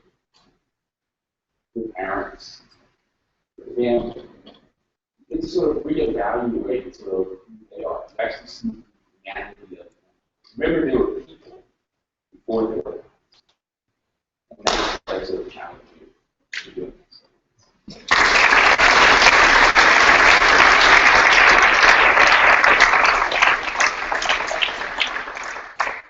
Serafina Richards Gerngross.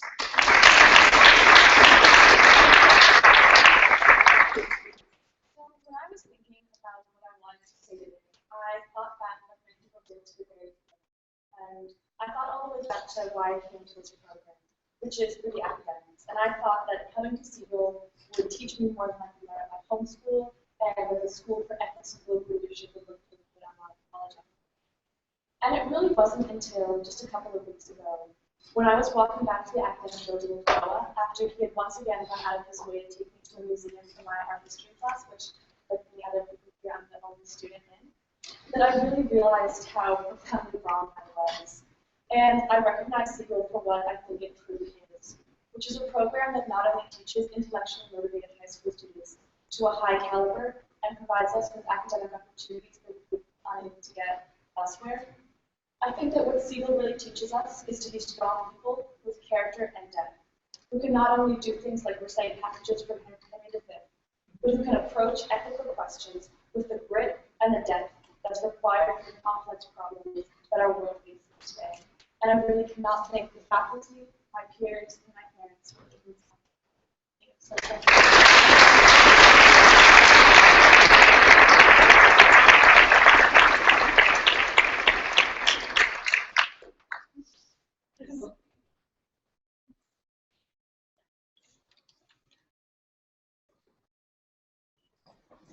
Sophie Sadovnikov.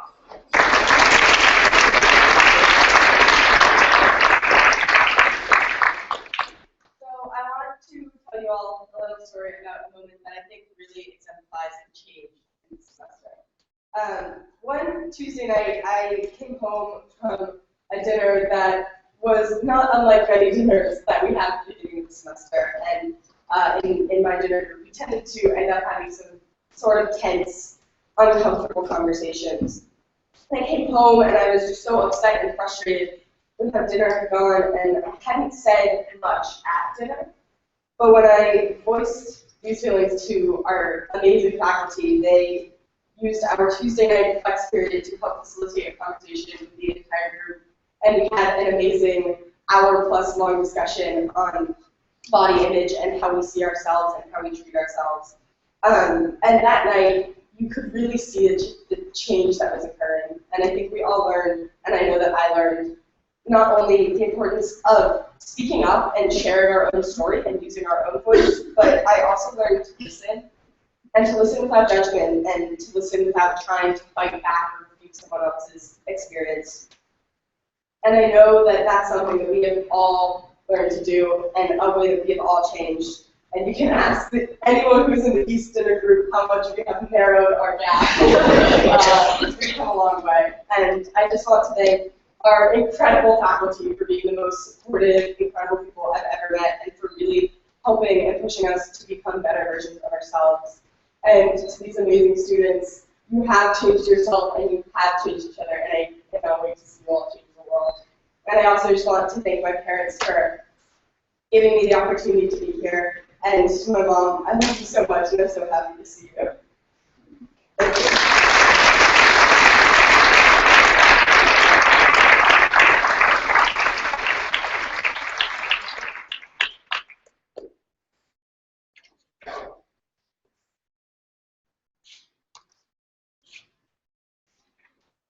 J.D. Gladden.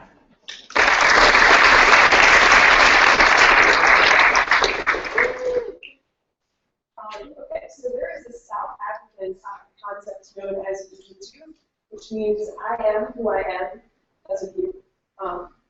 And I think that you all understand that concept in a way that nobody else in the world really does. Each of you has become the person you are today because of each other, but I want you to know that I am the person that I am because of you as well. You have no idea how much of an inspiration you are to your teachers and to everyone who encounter. But for me, I have the privilege of teaching you in history and comparative government politics, two classes which you guys are really passionate about since you come here to SEGL a lot of times because of that passion. And it's just an incredible honor to be a part of those conversations that you have in those classes. And I remember in the beginning of the semester, I guess other people have touched on this too, but the debates were incredibly fiery throughout the entire semester. But by the end, I think some of you were standing on a very different side of that debate than you had started. and you were all just engaged deeply throughout that entire time. And for me, like everything that you say in those meetings is just kind of pure gold. Like I could never think of things that brilliant myself. So you're just a huge inspiration to me, and I just wanted you guys to know that. I'm very proud to be part of your experience this semester, and I can't wait to see everything you guys will do. And look forward to keeping in touch. Thank you all for sending me.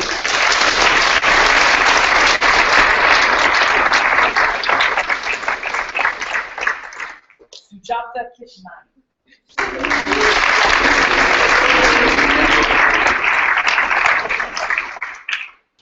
First, I really want to thank my parents for letting me come and supporting me through this incredibly difficult but also amazing opportunity. I really want to thank the faculty, especially JD, for being the craziest but most amazing advice I could have asked for. And I want to thank my brothers and sisters who have just changed me in so many ways, and I love you guys so, so much. I think one of the best parts about this program that all of us talk about are like these really deep conversations that we are always having. Like they happen on the folder at night, they happen at 3 a.m. in the morning in our study room, they happen all the time. And I think one of my most favorite memories was we had a Nigerian test in our comparative government class. And there were 10 students, I think, in the class, and 3 of us were like, we can't go outside, we can't have a conversation, like, gotta study. And like, I think it took about 10 seconds for us to realize like, no, like, we can't like just waste our time studying. Like we all went outside to the folder, and like I don't think we touched our books for more than 10 minutes that night. And I think that's really symbolic of. I think that's really symbolic of how much we have grown and grown to be siblings and brothers and sisters for one another.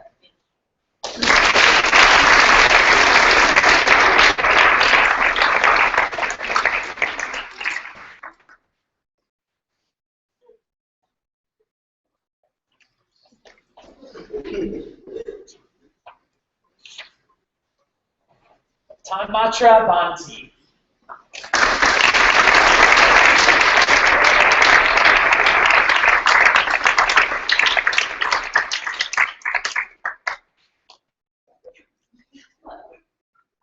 So I think one of the hardest parts of SEGL, arguably, has been going to sleep.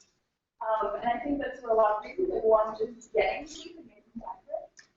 But that's because of the work we do. And the work is actually like tearing yourself away from what you're doing and putting yourself in bed is so difficult for all of us. I've seen every single one of us try to like prioritize work over sleep, and we've struggled with that a lot this semester.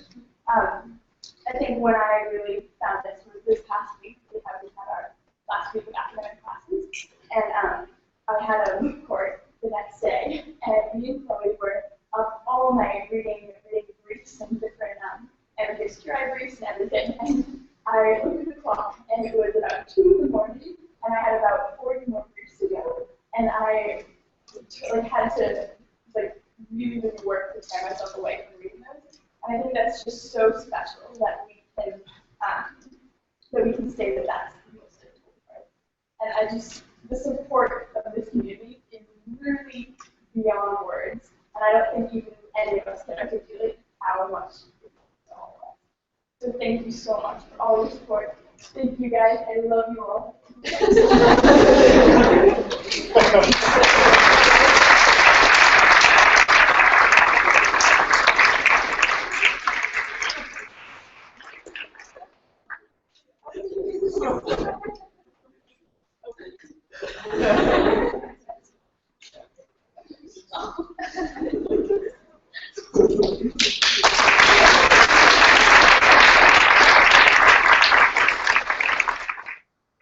Before Paige and I close everything out and officially graduate you, a few words from our Director of Graduate Affairs, Rodney Ross.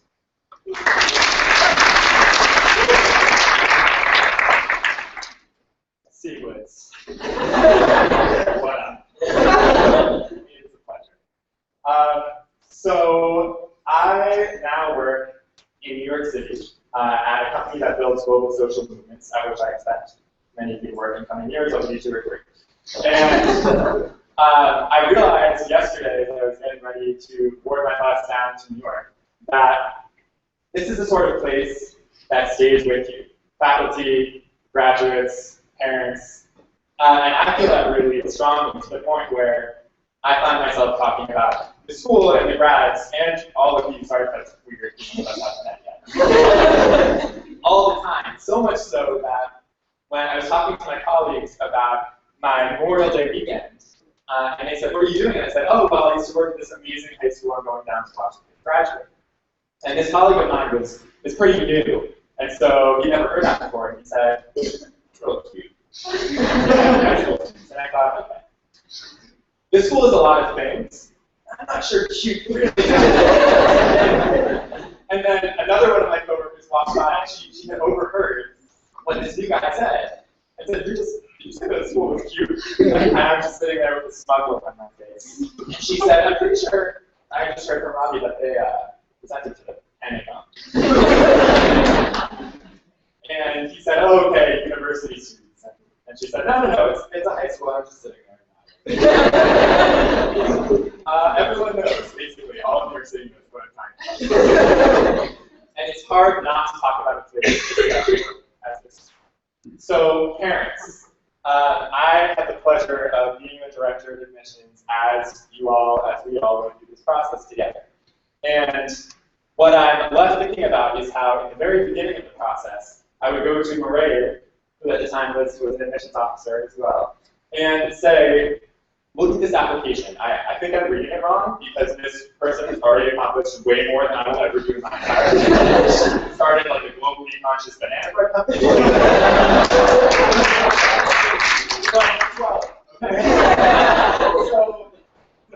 you start thinking and asking, like, what's the catch?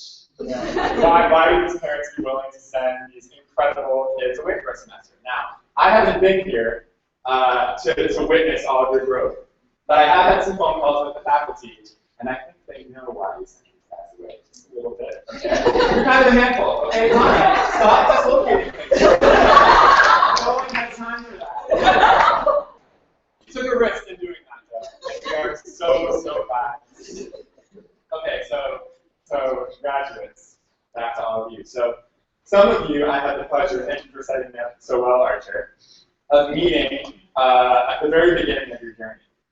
And it's fun for me to think back to that because when I used to be up in front of these sophomores, telling them about what it would mean to leave all of their friends and family and come to DC for a semester, I knew that during any of those conversations, I didn't really know what was going on. And I think back to conversations with Archer or with Sarah in particular, where I remember you were asking along the same lines of what you were saying just now. So tell me more about academics. I'm really excited about academics. And I thought you had no idea what you did.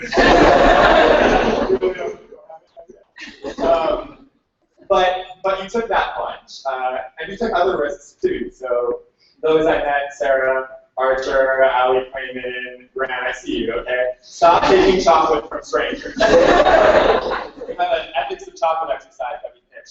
These guys just ate that chocolate right up. Some of you did, okay? Some of you did not. But still, like, rarely will that work out as well as it has today.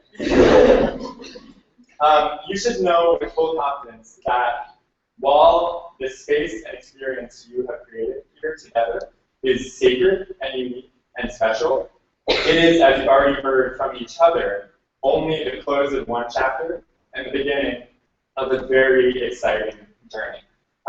You may have heard, we have a few pretty okay graduates, I guess, they're fine. Many of whom come back because this place continues to draw us back. They're actually extraordinary. And you are about to be welcomed, and I'm honored, on behalf of the graduate community, to welcome you into something so much bigger than you've even gotten to see day to day. Okay, this is only just beginning. I heard that Maria said it best last night, some story about a princess and some animal. It's the story of the Little Prince, if you've heard of it. Our good friend, I don't misremember play. The color of wheat. I think you'll grow to find as you go back home to your communities and settle into life as you knew it, albeit changed. You'll find that the wheat is more plentiful and bountiful than you can even anticipate right now. The reminders of everything that happened here are everywhere. And that's a really fortunate thing. and it's going to continue for forever, guys? Forever. Great. So with that, thank you so much for giving yourselves to this program, to each other, and thank you for being here.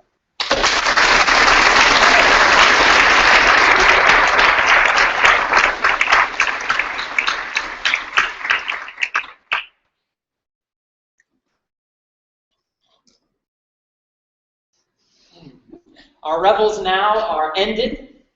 The tide is washing the sandcastle away.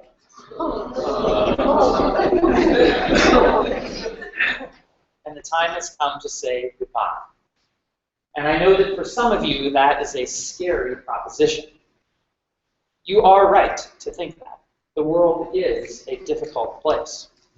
It is full of hatred and fear and injustice and loneliness. But just like you, it is also full of potential.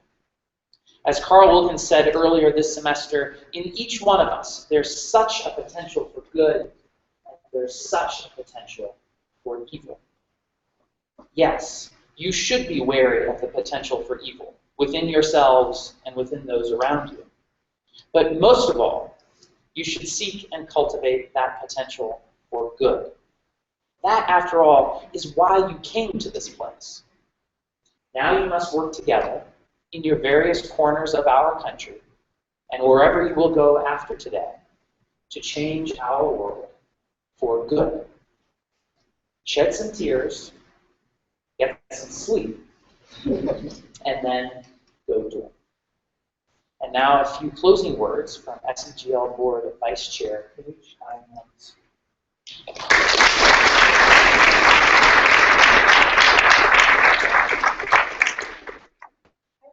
Make sure I'm visible to the audience who aren't able to be here with us, and also in a spot where I can have a chance to just take you all in one more time.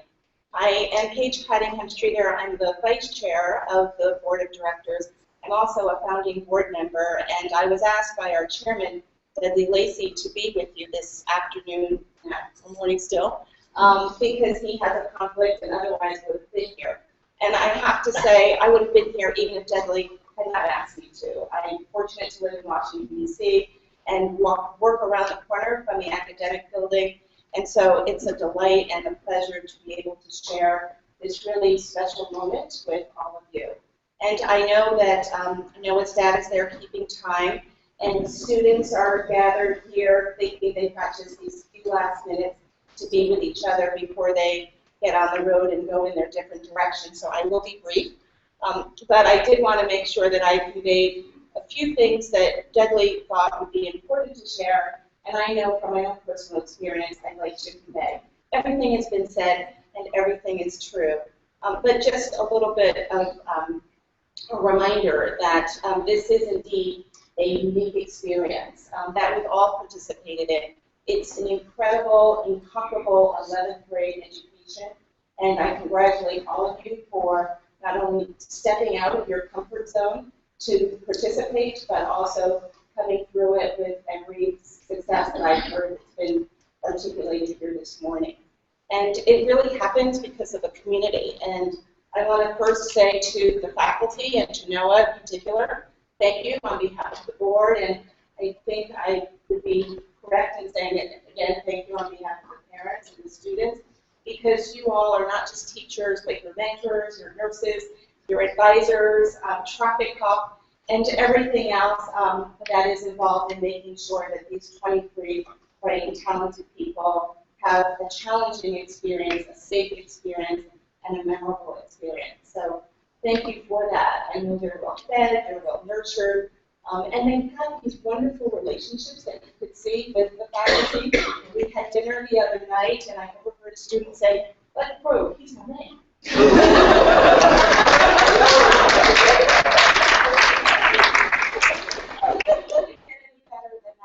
So really, thank you for those that are meeting us.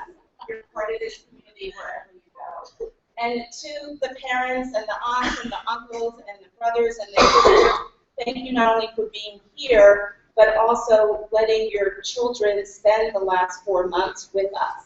I sometimes have the opportunity to do that opening ceremony, and I see it's sort of it's a long goodbye, and there's a little bit of ambivalence about what have we agreed to do. And so for entrusting your bright, sharp, and ambitious children with us, we do appreciate it because we are trying to change the world. And these are the people who I think you can see are the ones to do it. And so to the students, I say thank you for taking risks. You've learned through all of the curriculum and through the living together with different people, with different perspectives. I think at dinner, we had a conversation about vocabulary. You know, some people say sneakers and some people say tennis shoes. But we come from different places and we have different points of view. But in this place, we're able to learn from each other and be open-minded to hear another point of view and share your own with a sense of trust and support and confidence. And so I commend you for that. There are people who are, in fact, at the moment in leadership positions who have not had the wonderful experience that you had and could certainly have benefited from that, I would say. And so I do hope that in these final moments that you spend together, they won't be final because you'll stay in touch and you'll challenge yourselves in the ways that you've been taught to do. And I do know that Dudley wanted to make sure I do one thing. So I am going to do that, and I hope I will get it right. I've forgotten the young man who read a quote by George Washington. This one is allegedly from T.S. Eliot, 4 quartets. We shall not cease from exploration, and the end of all our exploring will be to arrive where we started and know the place for the first time. Thank you, and congratulations.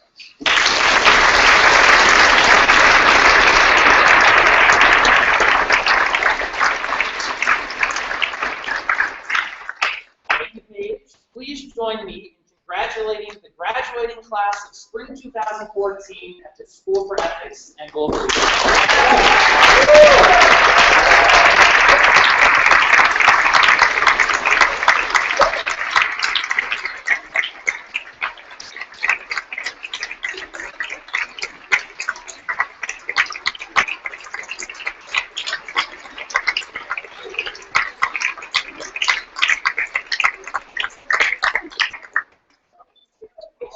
All right, good timing. It's only 11:15. I've got another 20 minutes. Thank you very much. What we're going to do now is make our way across the street to the SEGL Academic Building, where there is a light lunch buffet waiting for us. I think we'll go in and move to the left.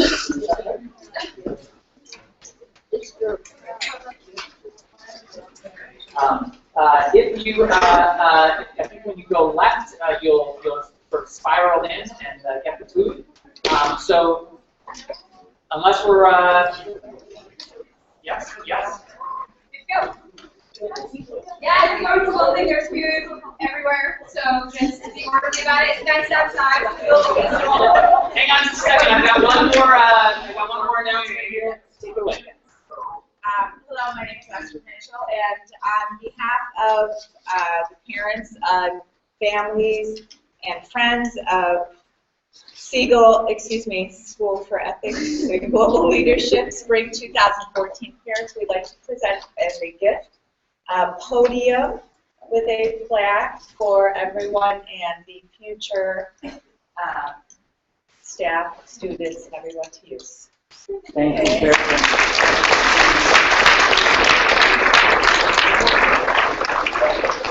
Thank you, a very good gift, and I'm sure much better than what we've used.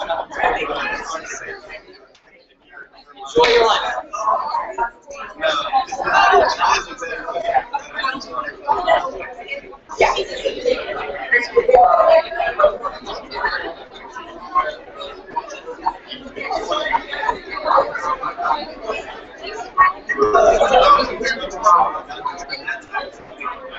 Oh,